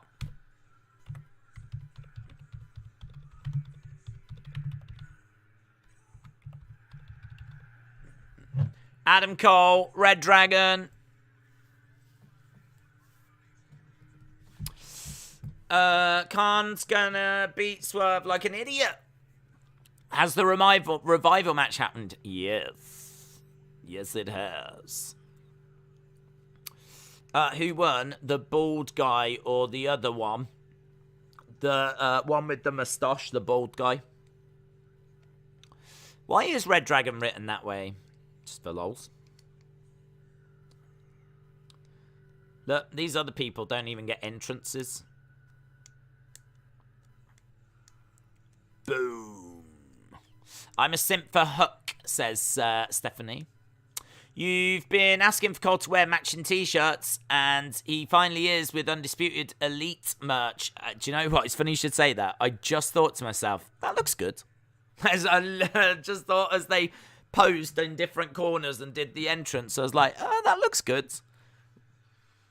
Yeah. It looks better. I think it really does look much better. Here are the Bucks. I love how no one gets entrances except the UE. No Julia Hart, said Jim.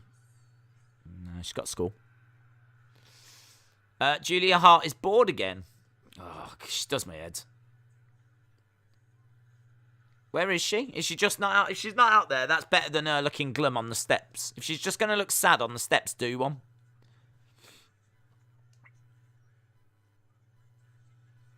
No, I think she's just not out there, is she? That's all right. I'll let her off then.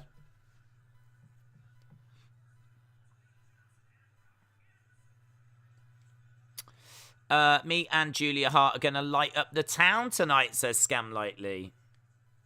Dude, she's like 12. Imagine if Tony Khan bought Impact. Will Asuka face Bianca Belair at WrestleMania Backlash? Don't think so. I think we're building to Asuka and Becky, aren't we? Varsity Blondes need to change it up, said Master Chief. I can't believe they've still done her with the eye patch thing for this long. She's sitting on the steps, is she? Is she? Legit, I can't even see her now. She's gone full on John Cena. I can't even see the girl. Oh, she is? I just saw some... Oh, my God. She's doing my head. She's doing my head in. Just don't be out there. Stop being moody. Jeez. It's like bring your daughter to work day. Every day when Julia Hart's out there. Let her go. She's going to be moody. Just let her go elsewhere.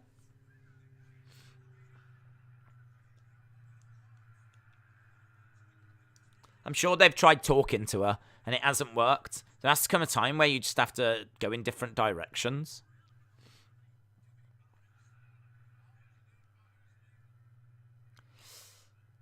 Here's Kyle O'Reilly. I couldn't even see her. I don't even know if she's a real person. I mean, you might as well just have a mannequin out there. You might as well have a mannequin that's just sat in the opposite direction with blonde hair, wig on it. It'll do exactly the same thing.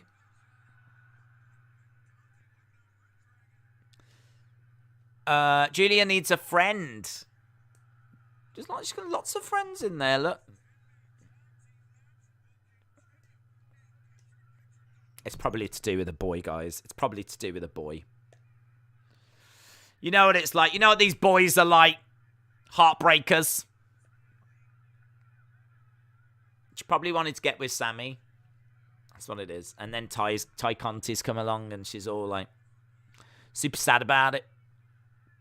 And she's got to work with them. Awkward. Liz Jericho said, I'll be her friend.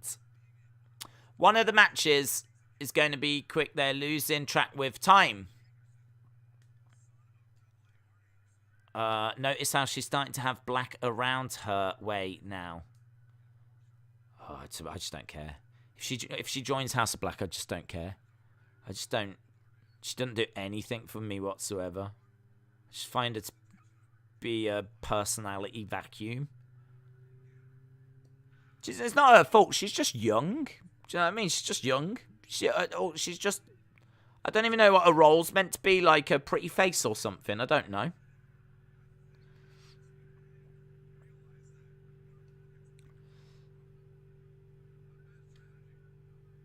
Here's Fish. Scam Lightly said, Julia is sad because she's not with me. Julia's boyfriend is in the match. It's Lee Johnson. Well, then it's very disrespectful. Not only has she got her back turned to Varsity Blondes, she's not even looking at her boyfriend. Pfft. Dumped.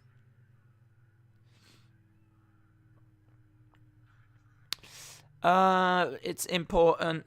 It's my 18th. Can you give me a shout out on here? it's not till September. Well, just tell me when we're on the stream.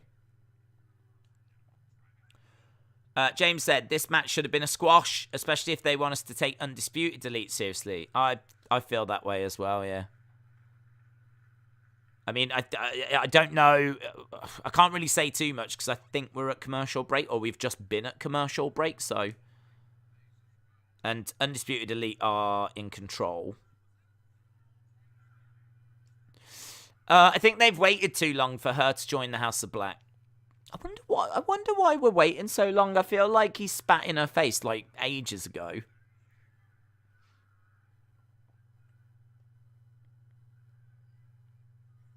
Knee to the midsection.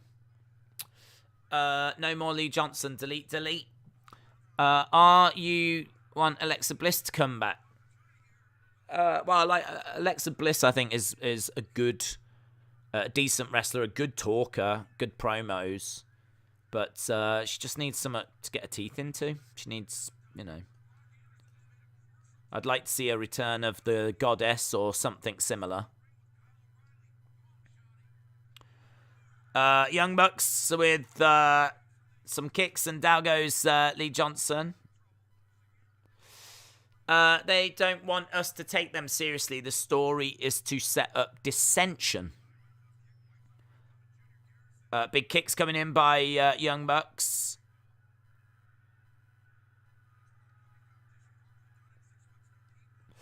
In 2022, I heard JR say, come on, Shotty.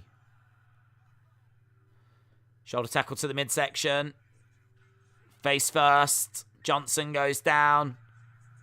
Moonsault outside the ring.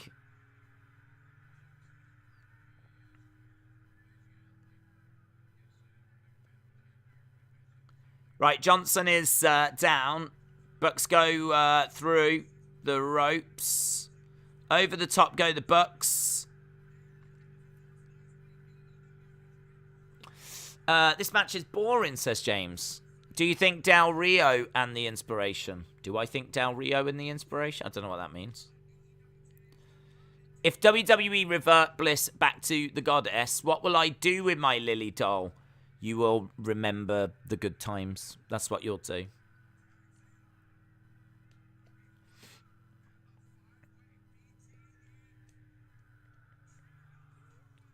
Four-way. Knee strikes. Against the back of the head. Down goes Johnson. Roll up. That should do it. 2, 3. I mean, what I would say is it was pretty one-sided. It's pretty one-sided.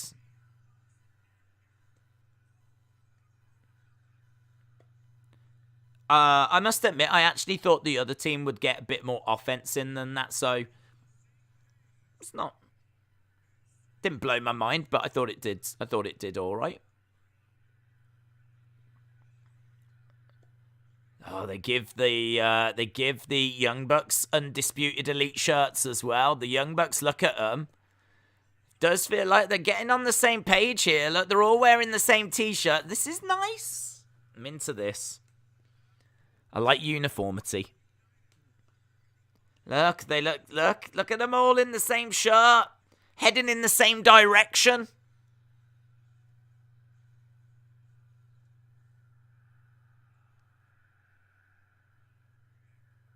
Okay.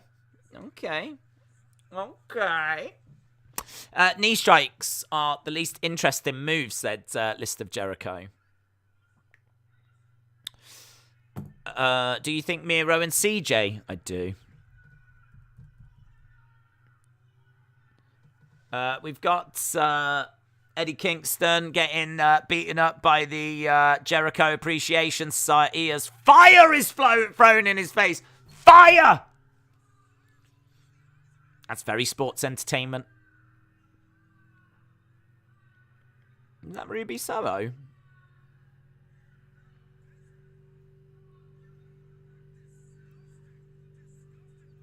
Fire thrown in the eyes of Eddie Kingston. Adam Cole really brings out the suckage of the Elite. They need Kenny back. Fireball.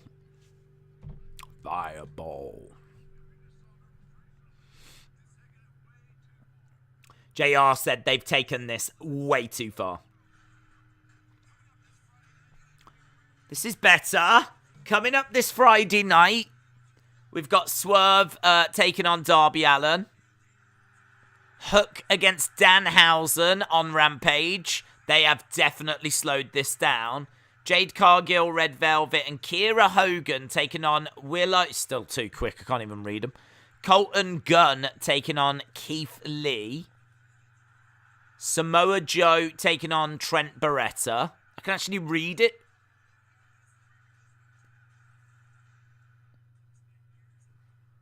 That's better. Fire is perfect. Explain to me why they couldn't fight Jazz. Who? Eddie got the Hogan King of the Ring treatment.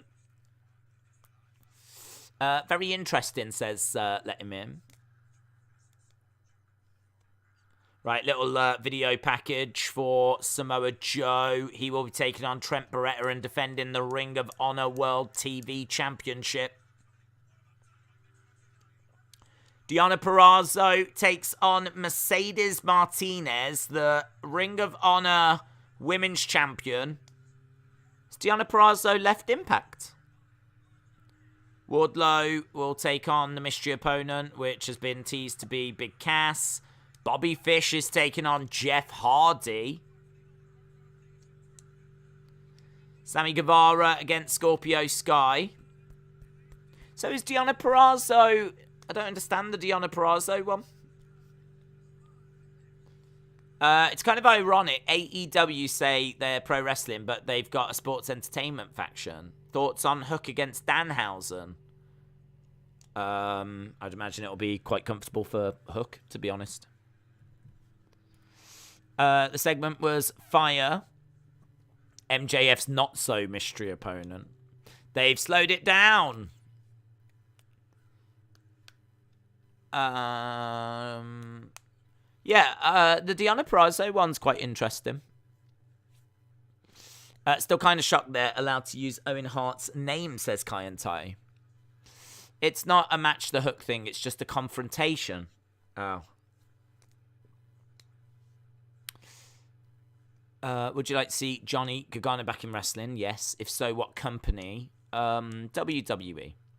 I think that he was in NXT, and I think you could put him with Tommaso, and you could have one of the best tag teams on the main roster in DIY. I think even if he went solo, I mean, obviously, as long as he's booked well, I think, Johnny against AJ Styles, Johnny against Edge, Johnny against Seth Rollins, Johnny against Cody. I mean, there's so many mouthwatering matches.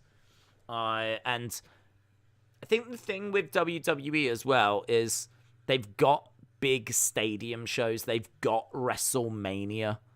Whereas AEW at the moment, they don't really have, big stadium shows. They don't have, I suppose you could say All In was their WrestleMania, but it doesn't quite hit the same as, 70-odd thousand. So there's dream matches for him to have in AEW. There's dream matches for him to have in WWE. But I feel like if I was to choose, I'd put him in WWE and I'd have him going up against AJ, going up against Finn, going up against Seth, going up against Cody, going up against Kevin Owens. These matches would be fantastic. And who knows what he could do at WrestleMania.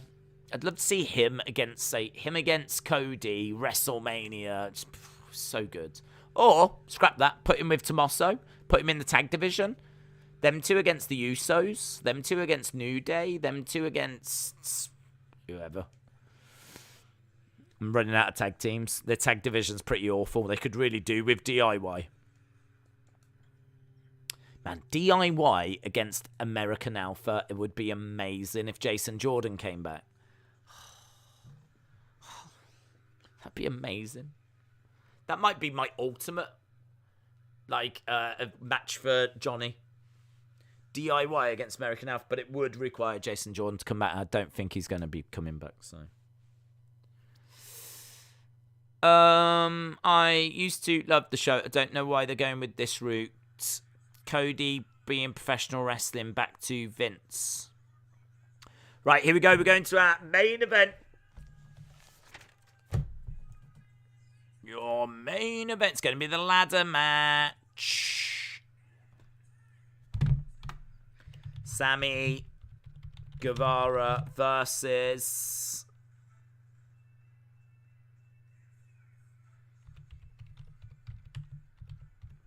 Scorpio Sky. Time for the main event.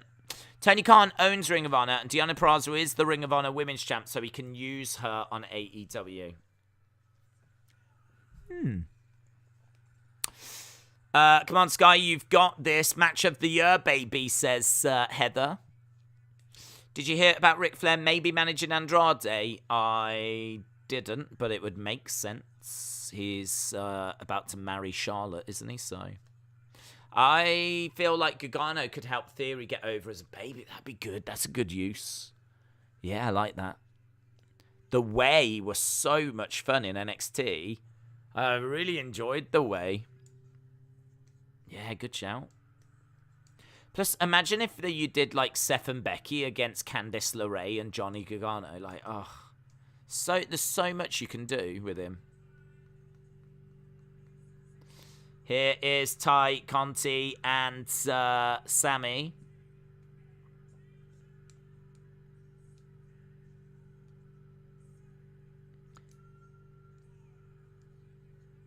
Sammy walks under the ladder.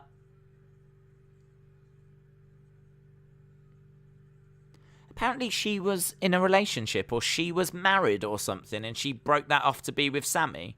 We know Sammy split up with, what was her name, Pam. A Razor Ramon entrance. Gargano on the main roster would end up following Balor's path. Vince wouldn't know how to use him. He's too small, says Quinn. Zachary said, I want Sammy to turn heel. I think he would be a great heel champion. I think he has turned, to be honest. I think he has turned. Deonna is still with Impact. Taya Valkyrie just beat her at Rebellion for the AAA Women's title. Heather said, not match of the year, men of the year. Oh. MOTY is always match of the year in my head. My 8-year-old yelled, ooh, during that kiss. I told her, I agree. I'm a really big fan of love. I'm a big fan of love, so I love to see it. I love to see it. I don't think there's enough of that in wrestling, to be honest. Scorpio hurls Sammy into the barricades. This Jericho said there is a guy wearing a WWE Cody shirt. He wasn't married. Engaged is different. Yeah, was she married? I don't know if she was married or if she was just her boyfriend.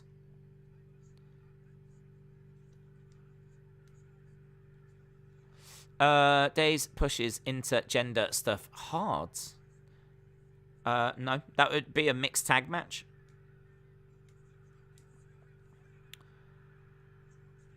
Nice use of the ladder there by Scorpio Sky.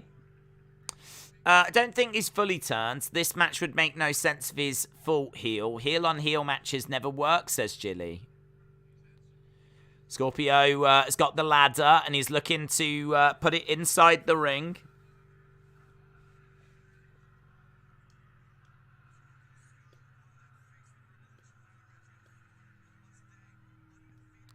He's grabbing Sammy. He's going to look for a... Oh, looked like he was going for a suplex. He has gone for that suplex, but Sammy lands on his feet into a German on the entrance ramp. Eddie Kingston deserves a championship. He has the star power, and I think he would get over really well with the fans, says Zachary. Ty did divorce her husband about a year before she got into a relationship with Sammy. Ah. Maybe it's not related then. Into the railings goes Scorpio Sky. Just showing a replay of that German.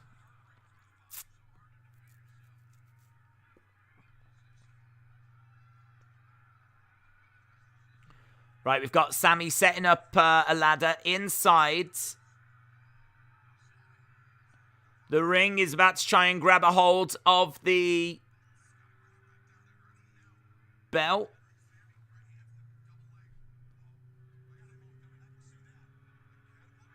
Lovely work by Scorpio Sky. He gets slingshotted into the ladder and he starts climbing up. Straight to the back there by Sammy as Scorpio Sky is pulled down to the mat.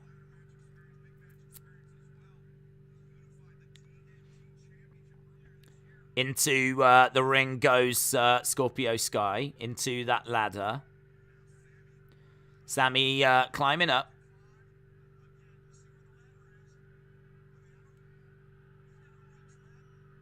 Sammy climbing up, trying to reach out for that title. He's kicking away at Scorpio Sky. Cody was supposed to turn heel because of Sammy. Maybe fans are going with the next best thing. Boo Sammy, so he turns heel. I don't know what that was. I don't know what that was. He's planted him. I don't even know what Sammy's done there. He's just rotated around and absolutely just planted himself in the ring. I don't know what Sammy's done. I hope he's all right because he's grimacing. That is just madness what Sammy's done there, and not even in a good way. They are checking on Sammy at the moment. He's gone for a big spot, and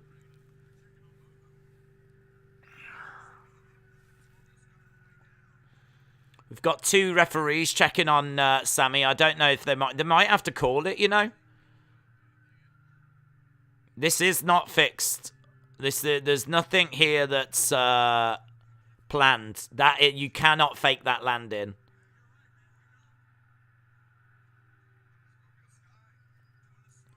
Scorpio Sky's moving the ladder. I think they've checked on Sammy and said, are you all right? Can you move? Can you feel your fingers? I think he's responded he can, so I'm hoping he's about to pop up here, but he's actually quite slowly moving. I think there's genuinely concern in the crowd. Sammy just knocks the ladder over, and he really doesn't seem to be in a very good place here. We've got a referee checking on Sammy. We've got another referee checking on Scorpio Sky. Sammy collapses back down into the ring. I think he's genuinely knocked himself silly. Ty Conti's looking on, and she looks really concerned. The referee is actually talking to Scorpio Sky over in the corner. He's trying to outdo his ladder match with Cody, which was awesome.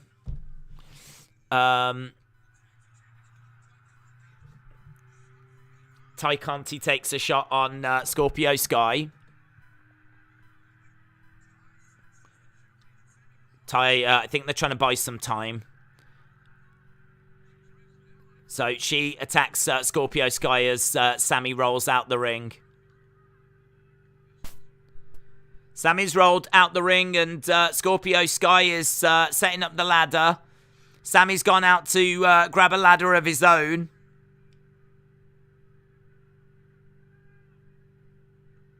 Sammy is back on his feet, and he throws a strike into Scorpio Sky. Sammy slumps down. JR says, can we say that Sammy is on giddy legs? It's got to be fake. It's definitely not fake. You cannot fake that. The impact that he landed with, it's a botch, which is not a botch that you can even have like any kind of fun with or go, oh, did you see what they just did? It's horrible.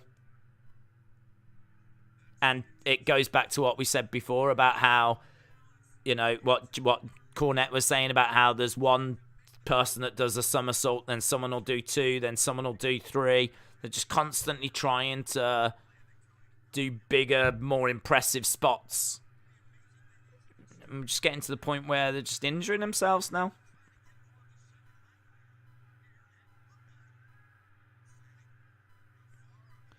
Sammy is set up a ladder in the corner. Jumps up. Oof. Cut by Scorpio Sky. As Sammy launches himself off a ladder. They were checking on him on the outside of the ring. I don't know what conversation's being had. This is clearly a spot they wanted to get done.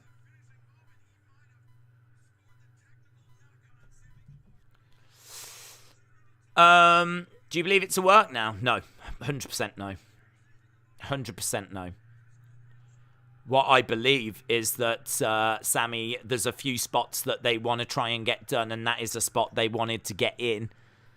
They were probably checking on him saying, are you going to be good enough to do this? And he's like, I can do it. Set a ladder up, and they've just gone for that spot.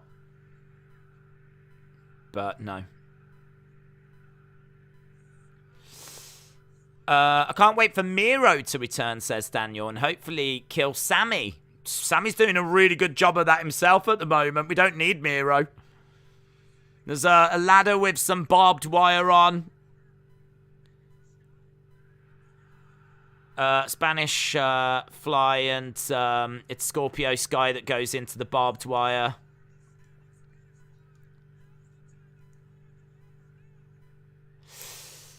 Who puts barbed wire on a ladder? I don't know, Sammy Guevara. Ronnie said, can I get a shout out? Shout out to you.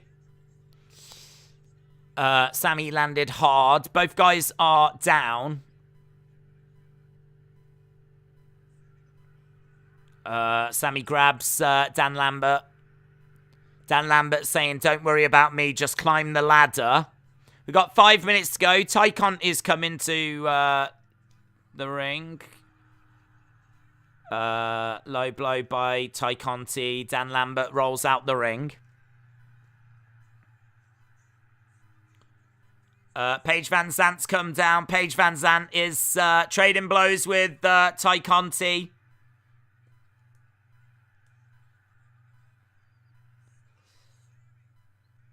Why is Paige Van Zant struggling with Ty Conti? She's been in bare knuckle boxing. She's been in the UFC. There you go. She's getting the advantage of Ty Conti. Ty Conti slumps down.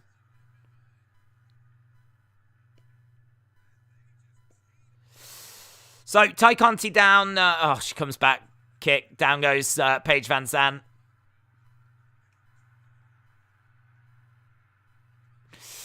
Paul Heyman booking AEW, says Sun City. Right, Sammy goes out the ring, as does Ty.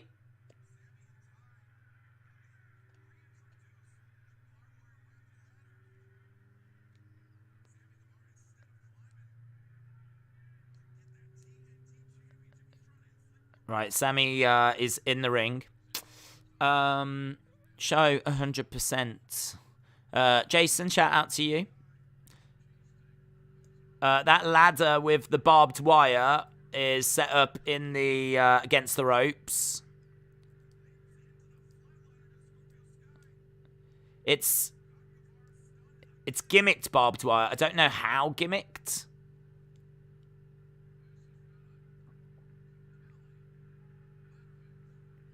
Scorpio Sky climbing up. Ty Conti comes in, jumps on the back of Scorpio Sky. That brings Paige Van Zant in, who jumps on the back of Sammy. Both are climbing up now with Ty Conti on the back of Scorpio Sky, and Sammy climbing up with Paige Van Zant on his back. And the two women are fighting as they reach the top of the ladder. I don't know where we're going now. Paige goes down. Ty falls down. They're fighting at in the ring. Both head kick. Both women go down. Scorpio and Sammy are Both at the top of the ladder. Strikes coming in by Sammy. Scorpio Sky goes down the ladder. Sammy sticks a finger up at Scorpio Sky. Scorpio Sky bites the finger of Sammy, and he goes to reach the title. Sammy comes in and throws in some forearm blows. Scorpio Sky goes down, leaving Sammy alone at the top of the ladder.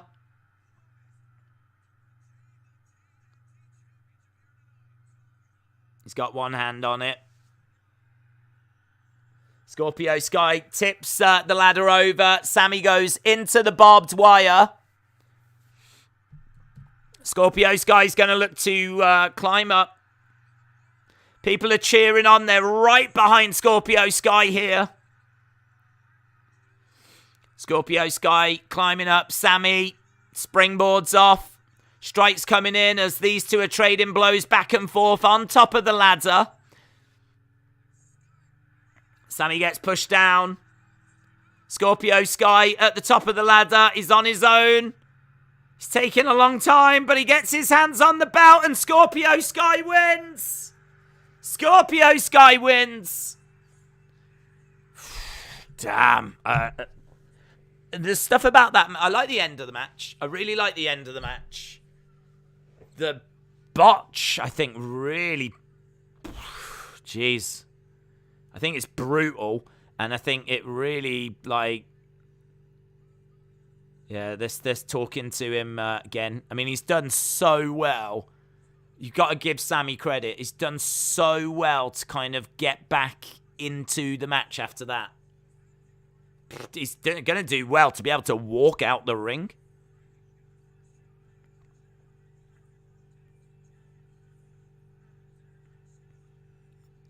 Scorpio Sky said that he would give Kazarian a shot if he stepped aside, and Scorpio Sky is the champion.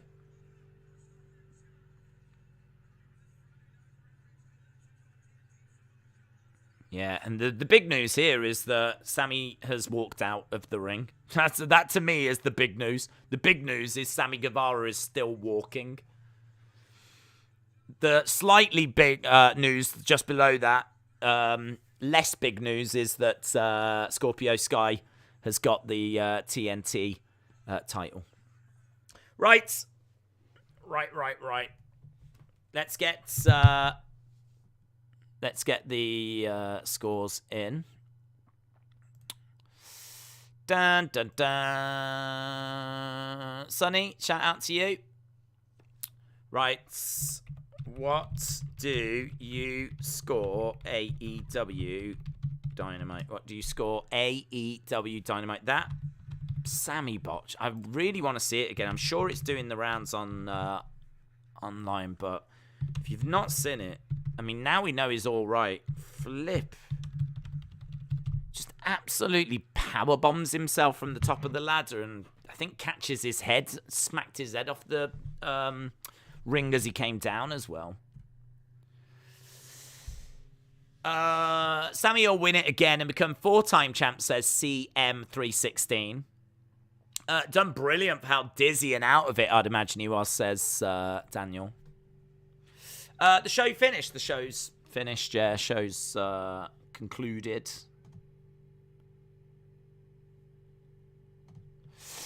I feel like Miro was the last guy to make the TNT Championship feel big time, says Daniel.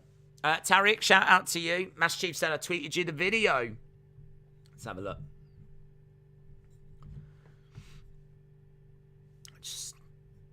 I want to see what actually hits. Oh my god. Okay, so there is the point of impact. I don't know if it's going to focus very well. It's not as blurry as that. Is it going to focus? Come on, focus, you stupid camera. No, it's not having it. I can tell you. What about if I turn it to the side? Still not really good. He absolutely powerbombs himself. He powerbombs himself. The still image I've got is him flat on his back, hitting the mat, flat on his back. With that impact, I don't know if his head then snaps back as well. Again, I don't know if you can make it out, but that's the point that he impacts the ring. So he kind of jumps off the top, power bombs himself, and at this point, he doesn't really hit Scorpio Sky with anything. He might clip him with his legs, but it's not like he jumps onto Scorpio Sky. He ends up just sort of like missing him.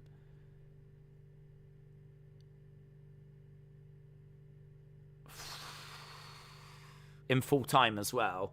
That thing is really fast. He's done so well to get. He's done so well.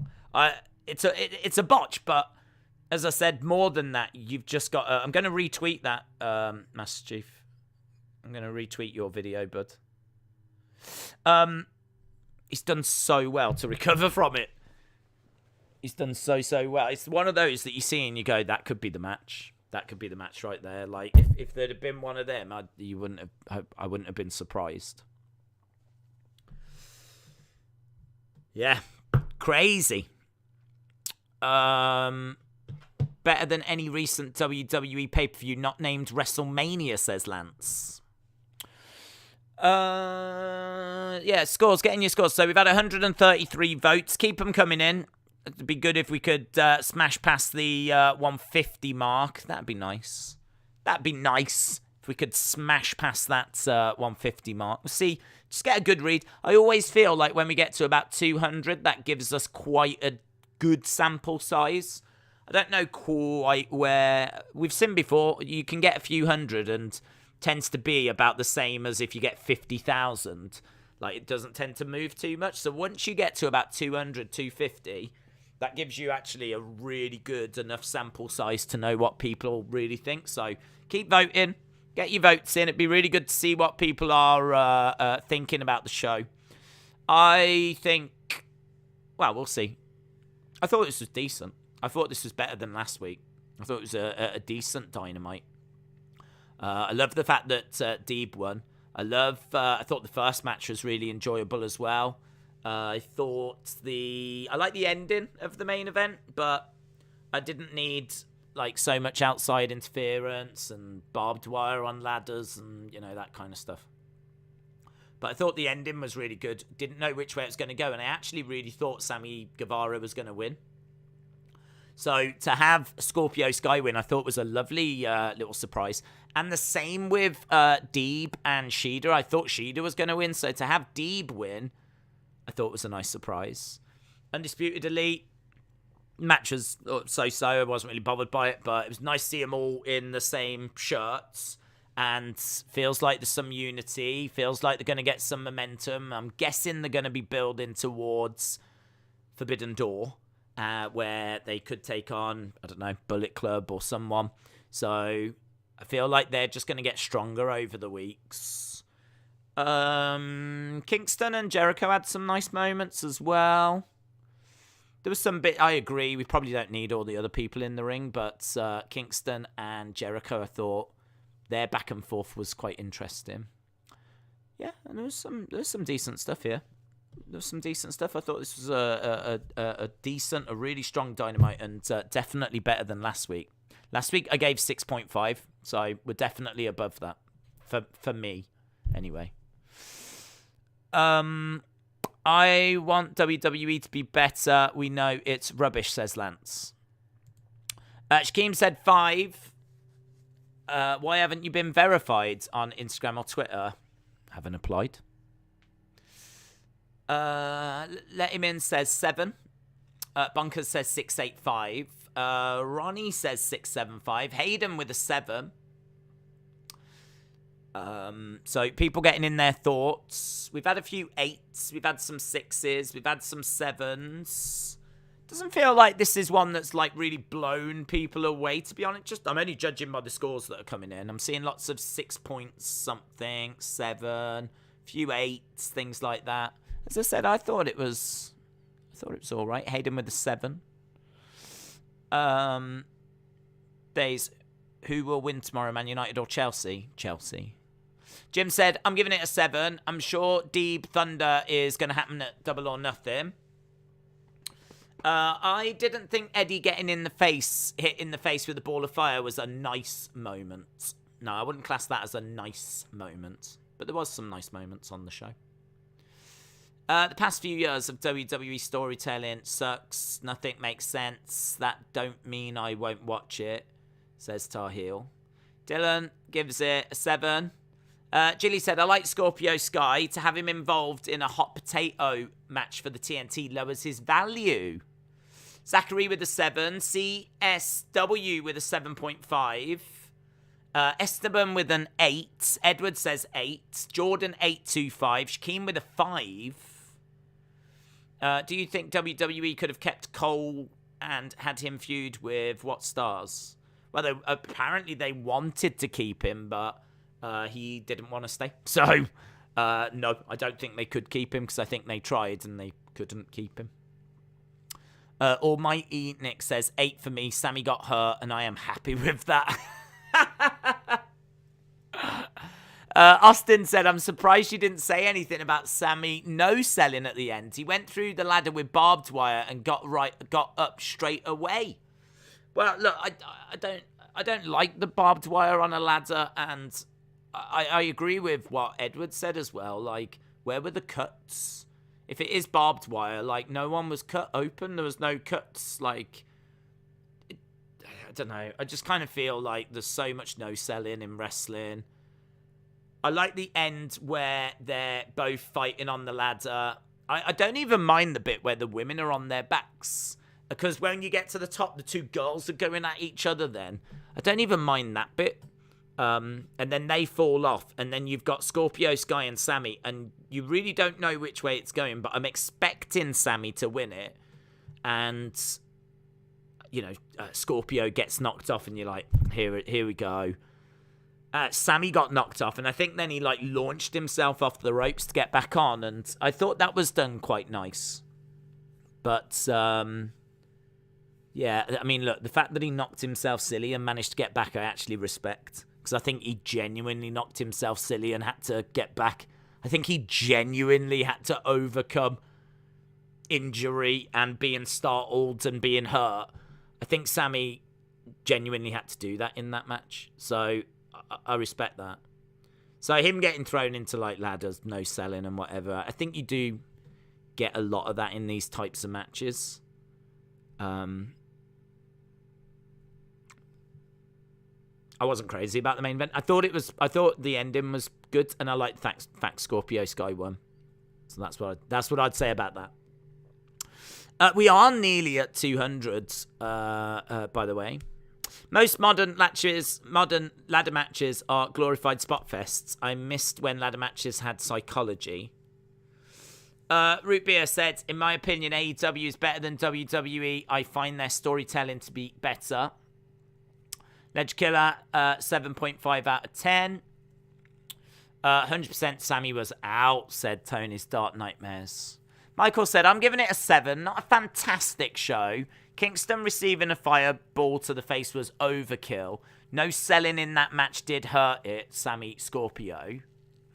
Vicey and Yogi Besh said, Days glad to Tony can't be back, not here for a while. Oh, glad to be back, not here for a while.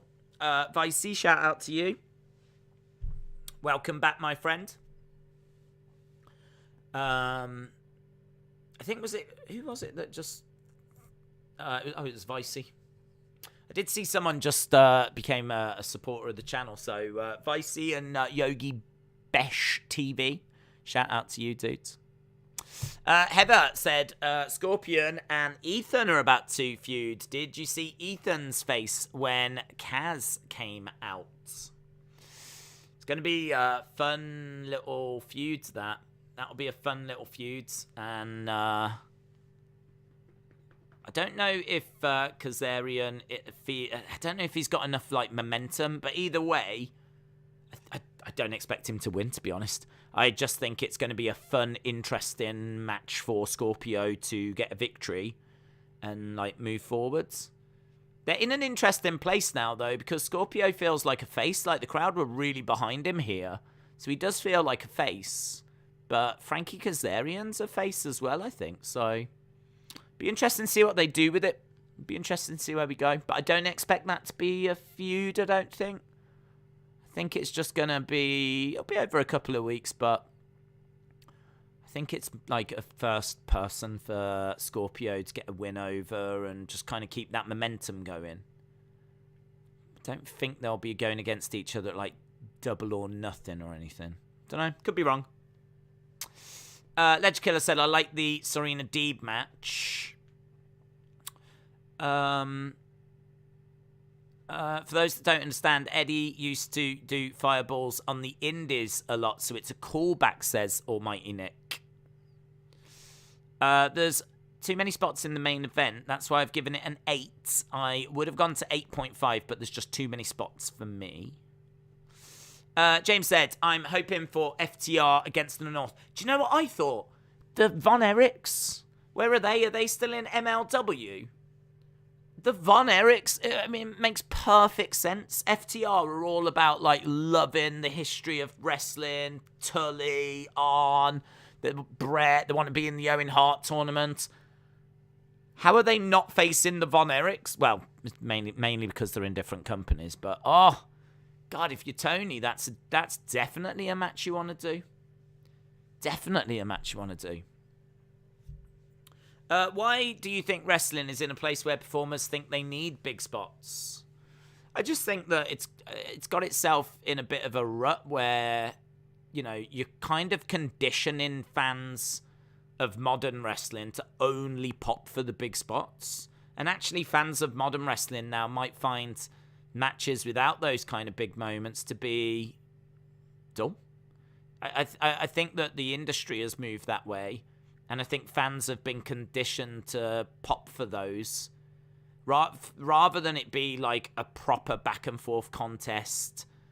You know, like very much like the Dax Cash match, which, you know, there was reversals in there. There was some lovely wrestling. The big spots in that match were like a superplex.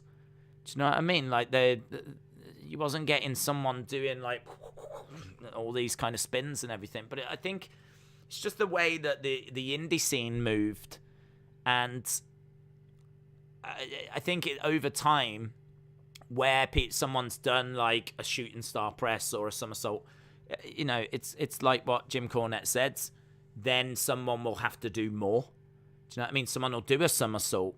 Well, after a while, the somersault becomes boring. What about this have you seen this person that now does 2 somersaults? What about this person that does 3 somersaults? And we now end up in a place where we are with not just AEW, but a lot of modern wrestling, which is, you know, very spot heavy. And, you know, they used to do spots back in the day as well. I mean, it's wrong to think that there weren't spots during, like, Shawn and Razor. There's definitely spots in that match. Moments in that match, you know, like where Shawn is on the ladder and he rides the ladder down on top of the chest of Razor. But the spots were just different spots. The spots still felt like this was a fight, not a Twitter highlight clip. And that's, you know, social media hasn't helped.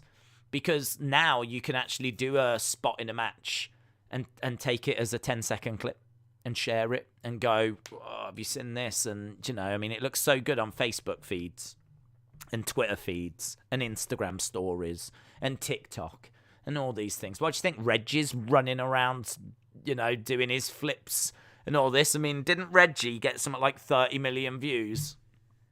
Which is why he's now used as much as he is, because he's got these Cirque du Soleil. And we've got to the point now where they are bringing in Cirque du Soleil performers. So it's not just AEW. We're not criticizing AEW for this. We're talking modern wrestling has got to the point where, you know, we've got bona fide Cirque du Soleil performers being 24/7 champs so that they can do flips and get 30 million views on Instagram. It's just the way that it's moved, isn't it? The only thing I would hope, or for me personally, for my taste of wrestling, is that we get to a point where we just can't do any more. You know, the human body can only do so many flips in a row. So hopefully we just get to the point where we like max out and we just can't keep adding a flip. Instead, we have to take it back to basics. You know, and we have to do like what Gunther's doing. And we have to do like what, you know, like look at Wardlow. Wardlow with his power bombs, super over. The power bombs, super over. I would say you don't see him doing too many flips, but he did the lovely head scissor takedown today, which was, you know, he should have saved that really for like a pay-per-view match. I think he should have broke that out there because it was very impressive, very impressive. But again, that was just a head scissor takedown. But because of the size of him, that's what made you go, wow, that's really cool. That's really cool. So, agility for a guy of that size, very impressive. So, yeah, you know, I think this is, it's part of the style. It's part of how, like, I think, like, Lucha has kind of really established itself as well. You know, and I think that on the indie scene, there's been, like, Lucha stars that have come over. So you see, like, a lot of that style with the Lucha style. It's, you know, been adopted in the indies and it's now just found its way in modern wrestling. But it's found its way into WWE as well. Maybe not to the same extent, but, you know, you do see it with Reggie in particular. So, but, you know, there's people that love that. There's people that want that. That is, for a lot of people, that is wrestling. You've got to remember there's a lot of kids and a lot of, even adults, dare I say, that have come to wrestling and don't know anything else. Haven't watched back in the day. Do you know what I mean? They're not haven't seen like older stuff. They've got into it, and this is all they know. This is wrestling, this kind of modern style. So, don't know.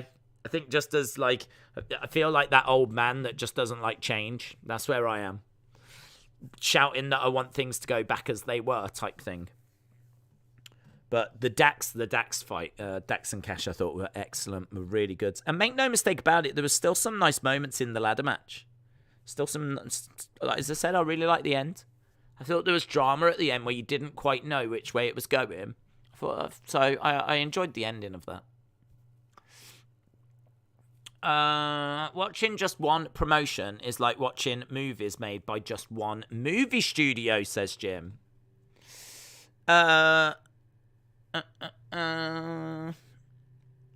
Right, we've got 223 votes. Let's wrap this poll up. Let's wrap this baby up, shall we? Let's wrap this bad boy up. So, we have got 41% said 8 to 10. It's so weird because that does not show itself in the chat.